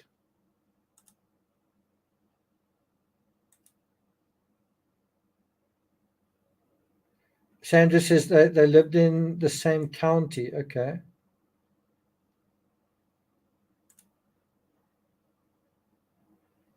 Okay, anyway, let's continue. Oh, that's what I wanted to say. So I think in the same way that, and bear in mind, I'm a YouTuber. I'm certainly not live as often as many others are. Like right now, I'm feeling guilty that I haven't taken my dog for a walk. It has been raining a lot, but I'm sort of feeling like the time I'm spending with you, I could be or should be walking my dog, and I might actually take him for like a, if it doesn't rain anymore, it's been raining a lot, I might take him for a night stroll because he's looking very sorry for himself. But the point that I'm trying to make is people on YouTube, while you're on YouTube, you are not with your children or your spouse or your girlfriend or your partner or loved one. And the more time you're on YouTube, the less time you're with them. And like if you think about Ruby Frankie and the way that she disciplined her children, you kind of get the sense that it's like, I want to be allowed to be on YouTube. I want to be allowed to do this and not be interrupted. And you kind of get the sense that YouTube became this monster where where her kids were expendable, where it's YouTube at all costs, right? And think about that, and think about Laurie Vallow. It's like, I want to do this podcast, but I've got this little child that is screaming in the background. I want to do this podcast, but someone is hungry and wants to be fed. I want to do this podcast, but this person is laughing in the background, and all of that you can imagine in a very childish way. It's like, I want to do this, but this person is annoying me, distracting me, preventing me from doing this. Well, there's a simple solution. If they're a zombie, then they disappear, and I don't have that problem anymore, right? I can concentrate on my podcast. I can concentrate on being this sort of celebrity. I can be a little bit like Chad. Chad sells books, and people think he's whatever. And my thing is this podcast, and blah blah blah blah blah. Do you see what I'm getting at? Anyway, let's keep going. So so I mean, all I really try to do here is just emphasize the juxtaposition of the children disappearing in the context of Melanie arriving to do a podcast. Melanie, I need you to be here. We need to do this podcast. Guess what? JJ is a zombie. He sits in front of the television without making a noise. I can't believe it. She just wants JJ not to interfere with what she wants to be doing, right? Anyway, Warwick said that JJ was acting up, and so Alex Cox took JJ to his apartment in the complex. That's already showing you how Alex takes charge, not in other words, Alex takes charge of the kids when they misbehave, and ultimately, did he take permanent charge in that respect? When Alex returned later that night, he was carrying JJ, who appeared to be asleep, with his head on Alex's shoulder. Warwick specifically remembered this because he saw it as a tender moment. Number 26. Warwick further informed us that when he woke up on the morning of September 23rd, he asked Laurie where JJ was. This was between 8 and 9 a.m. Now, if you think about it, you could say, was the whole Yellowstone thing a symbolic kind of construct to say, hey, everybody, look at Tylee, look how happy she is, look, we're all together, nothing to see here. Well, wasn't that whole thing, that whole construct, done for JJ as well? Hi, everybody. Yes, JJ. Melanie's with us. We're doing a podcast. JJ is here. And so Melanie's seen JJ, and so JJ's fine, right? In other words, it's creating a last proof of life that is going to take you through the months where you're going to say, well, Melanie came to see me and JJ was there, and it's not a big deal, kind of thing, right? Anyway, so Warwick asks Laurie where JJ is, not Melanie, right? And this is the response. This was between 8 and 9. Laurie informed Warwick and Gibb that JJ had been acting like a zombie and been crawling on the kitchen cabinetry and had gotten on top of the cabinetry in the space between the cabinetry and the ceiling. She informed Warwick and Gibb that when JJ had climbed up the cabinetry that he had knocked a picture of Jesus off the refrigerator. Well, that's definite proof that is a demon or a zombie. He knocks a picture of Jesus off. He must have done that on purpose. Now, I very much doubt that even happened. I very much doubt that even happened, but that's the story that she tells. Vallow then informed Warwick and Gibb that Alex had come and taken JJ, which kind of seems like a cryptic way of saying he's a zombie. He's knocked Jesus' picture off. That's proof that he's a zombie. And Alex has taken JJ. What do you think taken JJ actually means? Well, can you guess? The FBI CAST team has analyzed Cox's movements on the morning of September 23rd. At 09:55, Alex is again on Chad Daybell's property. Very important. He was there until 10:12, so he's there relatively short time, about 20 minutes. The pings on his phone locate Alex near the pond. This is important as well. Can you believe it? The pings are so accurate that they don't just say Alex was on the property. They say, well, on that day, Alex was on the property near the barn on the east side. And on that day, Alex was near the pond. And guess where the burial sites are? The barn and the pond. QED from the GPS data, right? The GPS data ultimately in this case is the smoking gun that basically puts Alex Cox at the scene. Alex Cox, if it had been somebody else at the scene like the Easter Bunny, then Chad could theoretically be, not easily, but theoretically off the hook and say, well, somebody kind of came onto his property without him knowing twice. I still think people would have a hard time believing that, but there's some people who think that although there is the burn pit in the back of Stephen Avery's home, he wasn't aware of that, which I find ridiculous, but there are a lot of people who think that's the case. Okay, number 28. On June 3rd, 2020, I asked Special Agent Ricky Wright of the FBI to analyze the frequency of Alex Cox's visits to Chad Daybell's property during the month of September 2019. Very good question, very important question.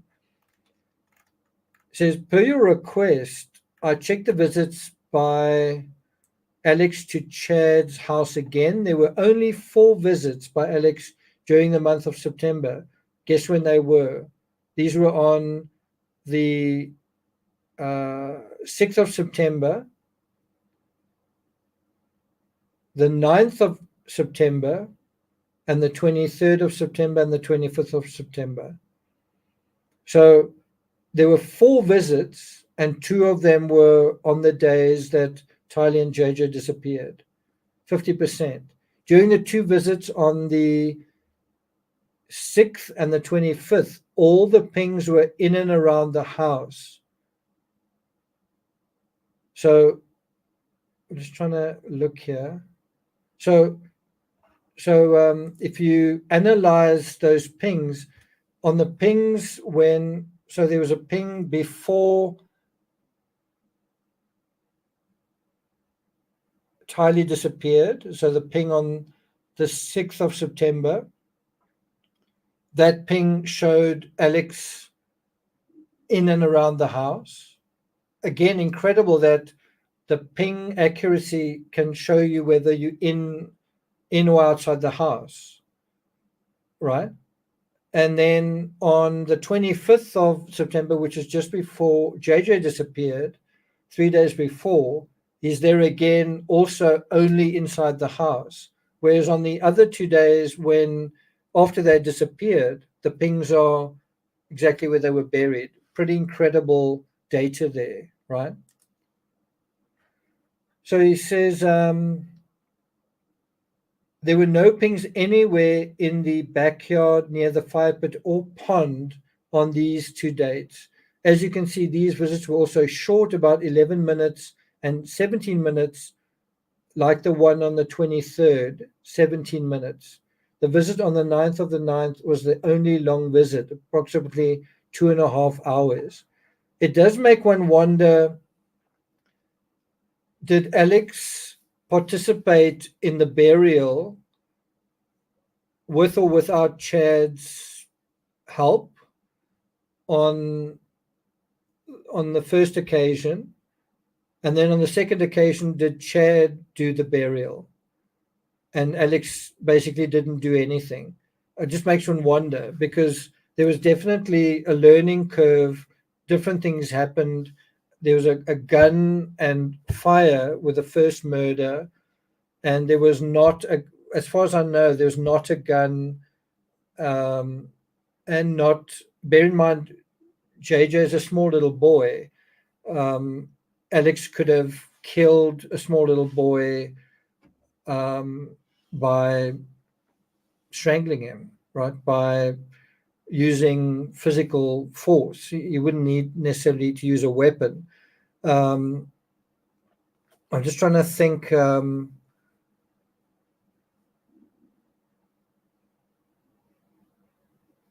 so it's also possible that Alex, in Chad's view, bungled the murder and the burial, and so Chad did it himself and did it in a different way when it came to JJ. I'm speculating. I'm just saying it's possible that Chad buried JJ simply because it doesn't seem as though Alex was at Chad's property for very long. He went to the property, but he wasn't very long.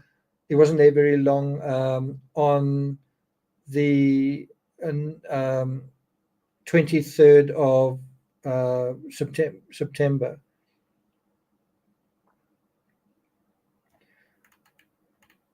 Okay, let's continue. I'm just going to go to the end of this page. We already passed 2 hours, and then I'm going to wrap.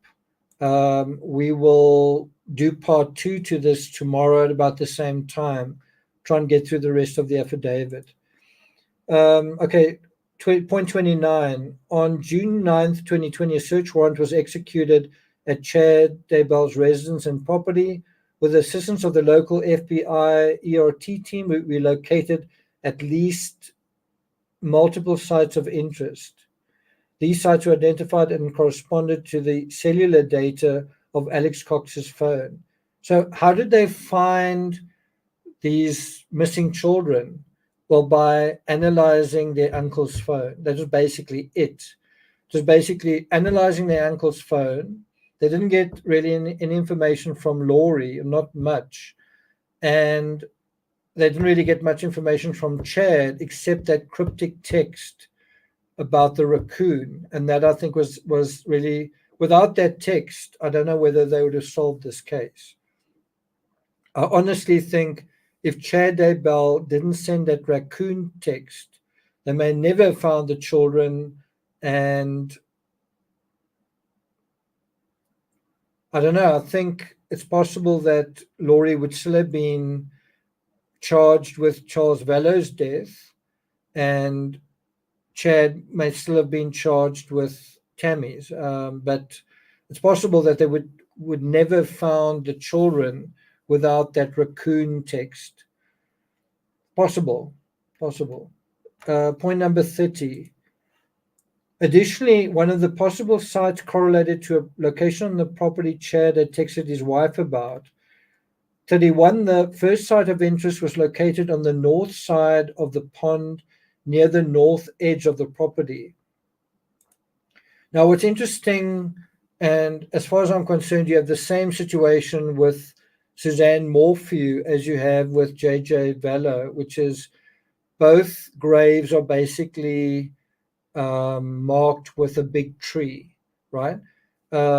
People are symbolic creatures, and even I think when someone dies that you don't like, there's nevertheless a sense of having them somewhere that is anchored to something.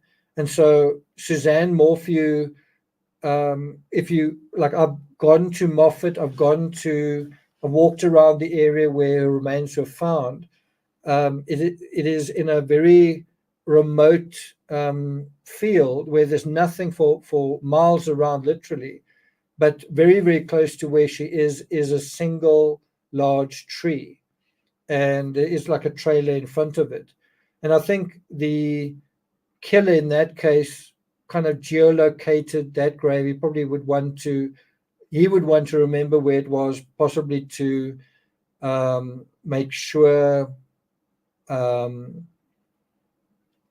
I don't know. He might want to go there and make sure something wasn't found, or I don't know. That would be one way of keeping track of human remains. Um, the tree in this case, I believe, has the same significance. So think about it: the children weren't just buried anywhere, like in like a random place on the property, because it's quite a big property. There's quite a lot of just open ground. They weren't just buried one randomly here and one randomly there. Both children were buried within some kind of anchor. The one child within a pet cemetery scenario, within that sort of graveyard, and the other one by a tree. So yeah, I find that quite interesting.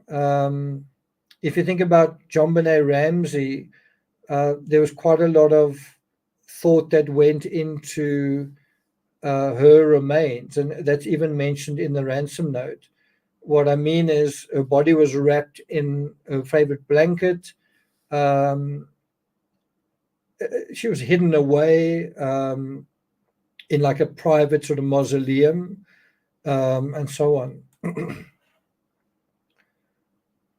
A patch of ground was located that appeared to be disturbed. So even months after all of this, so even 9 months later, the ground still looked disturbed to the officers, which tells you kind of why Chad had to say, "I killed a raccoon," was to say, well, that's why the ground is disturbed, because I buried something there, right? Um, because he did bury something there, but now he's saying it was something else. The weed growth on top of the disturbed ground was shorter than the surrounding weed growth. What appeared to be sod etching was also noticed. The disturbed area was approximately 4 feet by 2.5 feet. The other thing in this case that's curious is, and you can see it in the picture behind me, is that Chad is a grave digger, or was a grave digger. That was his job, for goodness sake. Chad's work was to dig graves in cemeteries. And then he ends up having a graveyard in his own property. And guess what happens? It's not that, or let me ask it as a question: is it really that much of a leap to imagine that a grave digger in his former life, in his former occupation, would think of resuming something that he knew so well on his own property? Well, isn't that exactly what happened? So that's a really interesting instance where someone's identity lingers, isn't it? And if you think about it, think about how crazy this is. Someone who has not the most incredible pedigree, someone who's kind of a grave digger, right, ends up basically saying, I'm God, or I'm God's messenger, or I'm God's gift to mankind, or I'm God's special, um, I don't know, messenger, right? Um, you kind of get a sense simultaneously of someone who has very little status in the world and feels that he really wants more status than he has, but he doesn't know how to get it, so he cheats his way to it. Don't you get that idea?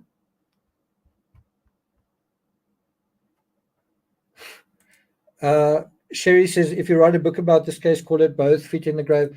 Actually, I came very close to writing a book about this case for a couple of reasons. I actually had a cover. The title was Cult Figure. That was the working title, Cult Figure. I had put together a book cover, so I'd even gotten that far. But the case just took so long to go to trial that I eventually reached my over 100 book milestone, and I basically just said, after 100 books, I'm going to retire at least for 10 years. And so I'm already at 2 or 3 years into that span of time. If I retire for 20 years, even better. I just feel like I don't really need to write any more books. Although it enriched me, it also came at a terrible cost. I sort of lost touch with a lot of people when I was writing books. So imagine how much time it takes to write one book, and now multiply that by 100. And when you're writing books, you can't go to parties, you can't go to barbecues, you can't socialize. And so the time that I wrote these books, in a way, disconnected me from society, and I'm still trying to reconnect to that society. I've made some effort to socialize a bit, but it's people have kind of moved on with their lives in a way. And in a way, I started writing books because I found a lot of my friends were married, or friends had children, and so I had a lot more time in my hands, and so I thought I would use that to good effect. I just didn't realize at the end of writing all those books, I would end up being even more isolated than I was to begin with. Lockdown was a joke for me. Like when they locked us down, just like, oh, I'll just write another book. And that's exactly what I did. So it was really easy to be in that situation. But yeah, I certainly wouldn't want to do that again. But the point is, I was going to write a book about this case. It also cuts quite close to the bone.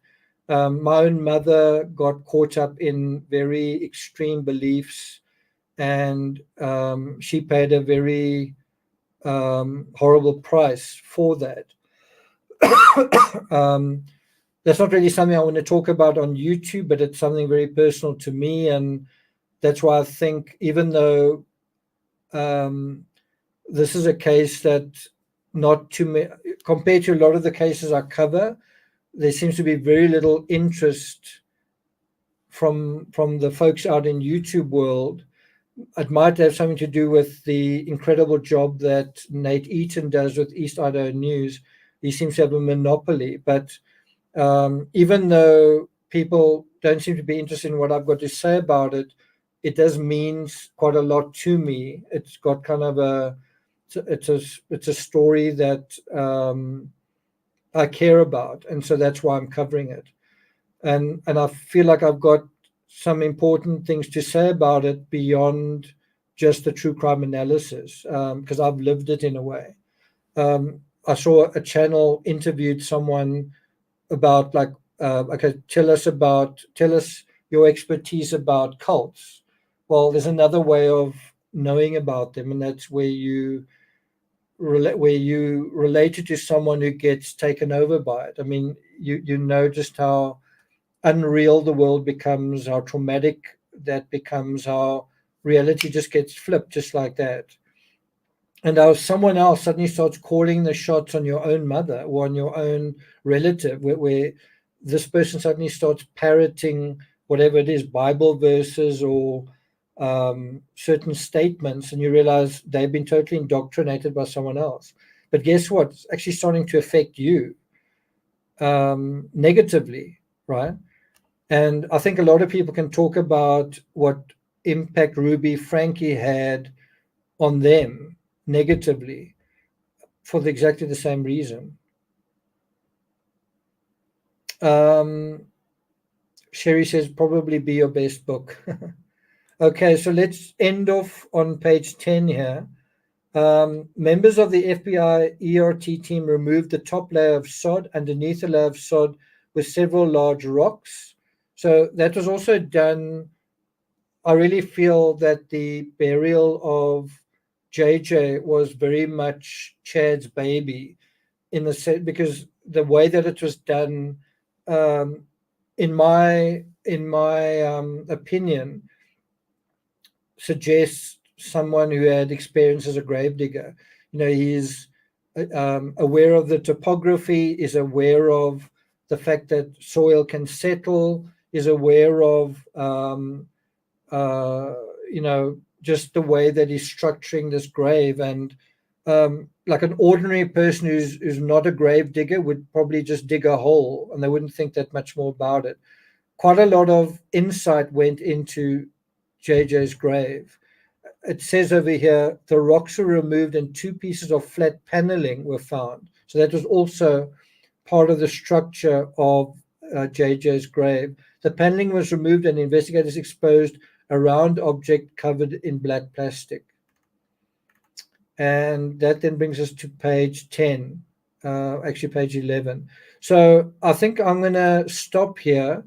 I don't really want to go too much past 2 hours anyway, but we will resume our walkthrough of the affidavit tomorrow. And the day after that, Wednesday, is when the opening statements will be heard in court in Boise. As some of you know, I've sat in that courtroom. I've actually made eye contact with Laurie Vallow. It's quite interesting how you can be in one courtroom and you actually make eye contact. And I remember, I'll never forget sitting in the courtroom when a mother and daughter arrived. I think they'd flown in, especially from Oregon, Portland, Oregon, I think, to attend the trial. And when they saw Laurie, they were like, "Oh my God, she's real." And I was like, what did you expect? I mean, of course she's real, but I know that feeling. You see her in news reports, you see her online, you see her on television, and then for the first time you actually see her, and you sort of realize you realize she's not as tall as you thought, she's smaller than you thought, she's slighter than you thought, and you also see that she's full of fun. Everything's a joke. She's smiling all the time, and you get a real sense of the person when you see them. When you see them, you there and they there, than when it's via the media or something like that.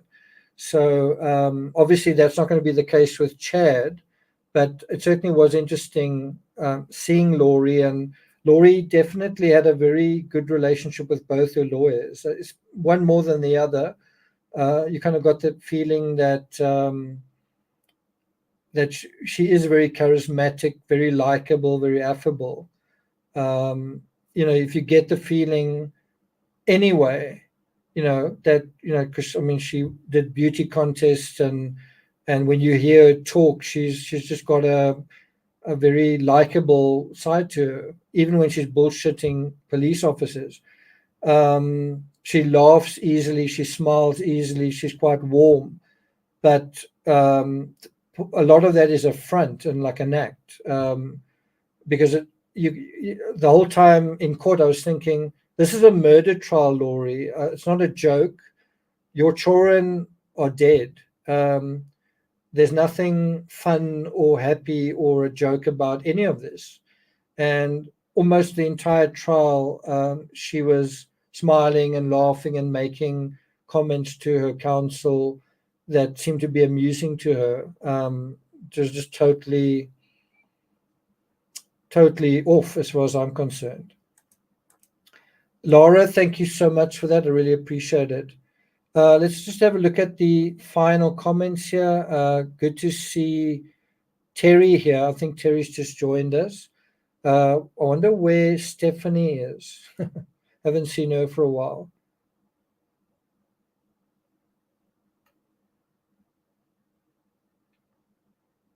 No, I wouldn't say my mother was happy and putting on a happy face. I wouldn't say that, no.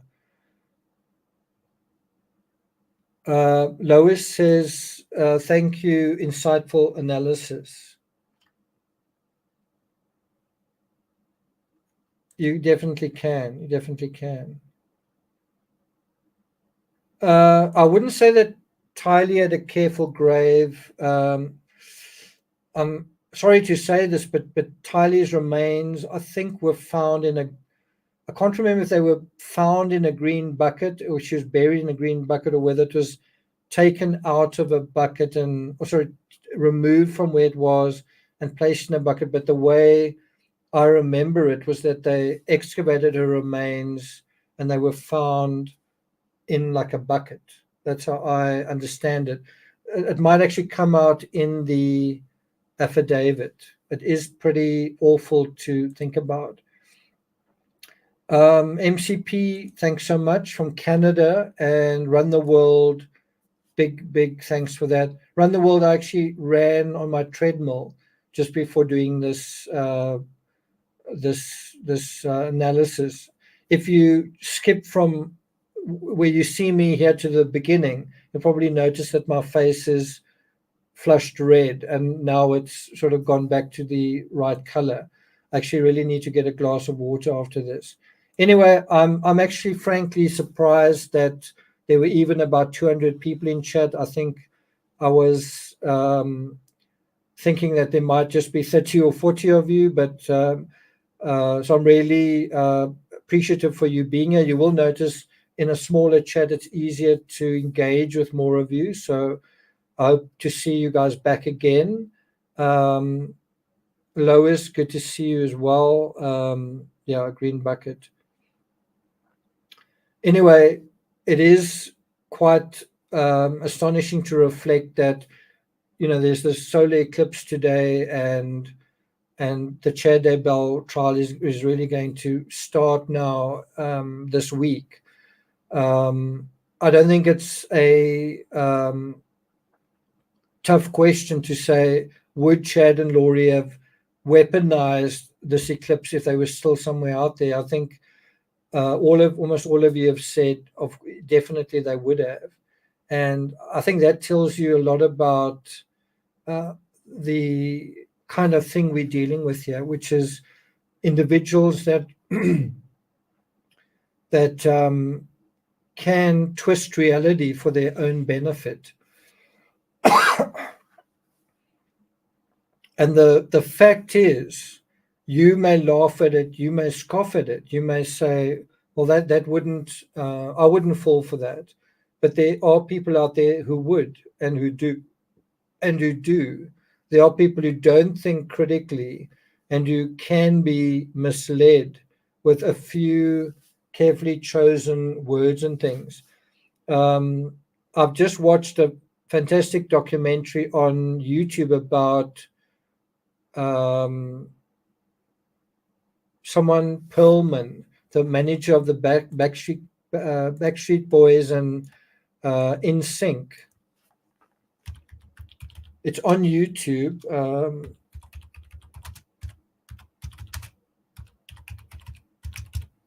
What's his name? Lou Pearlman.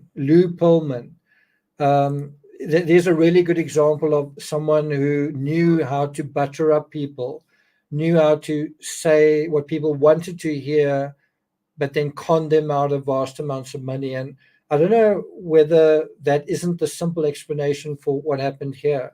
People who knew how to say things in a religious context as a way of separating you from your money. And Lou Pearlman was a master at that, and he made really a lot of money until the whole thing came crashing down. It's Perlman, Pearlman, on YouTube. Well, he basically defrauded both bands, stole a lot of money from a lot of people. I really recommend that documentary. It's on YouTube. It's excellent, and it's just really amazing how many people were duped by him. He told them exactly what they wanted to hear, and then he took them for a ride. It's kind of like Elvis Presley and the Colonel times 100, because he did what the Colonel did to Elvis, just so much more and so much worse. And he defrauded a lot of people, basically in a series of Ponzi schemes. So check it out. Is there anyone that has seen it? Let's just see if I can give you the link to it.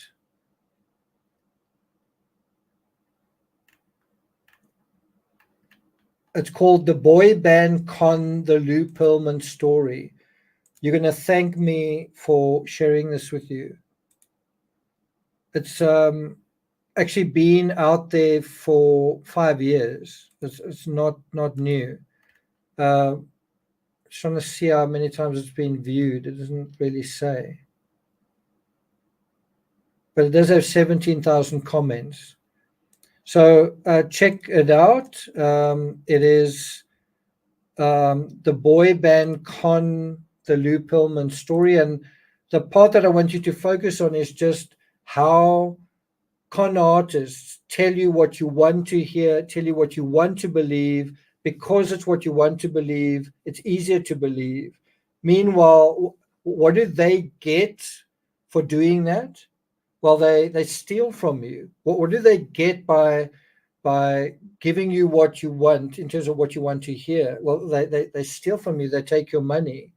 They take you for a ride. And so you must really be very careful when you hear what you think you want to hear. And I include true crime in this. When you think something is shocking and you think something is whatever it is that really the truth? Is that really reality? Or is that kind of the best story that is going to get your attention and kind of be entertaining? And even in true crime, we tend to gravitate towards it being more shocking and more sensational and more scary and worse than it really is. Well, when someone is pandering to that, just be careful that they're not doing that at your expense. You'll know what I mean when you watch this documentary. It's basically pandering to you as a way of getting what somebody else wants, very cynically and literally at your expense. And it costs a lot. When somebody does that, they can get fantastically rich. That they're very good at doing this, and they know how to sort of find your weak spot. What is it that you want, and then they give it to you. But as I say, at a price. And yeah, it is too good to be true. And you can't help watching that and seeing how many people were defrauded. Some people lost everything. Some people lost a lot and lost large chunks of their lives. Some people were misled, et cetera, et cetera, et cetera. And all that it took was someone to kind of think critically and check. You said this to me. Is it true? Just check. And guess what happens after that? Anyway, that's it from me. Almost made it to 2.5 hours. I'm going to get some water, probably take my dog for a very short walk. It's getting quite cold here. Thanks very much for the super chats, and welcome to the new subscribers. And I'll see you guys next time. Yeah, it really is about abusing trust. Really is about abusing trust. Okay, so let me find my outro thing, and then I will be off. Take care, guys. See you guys tomorrow.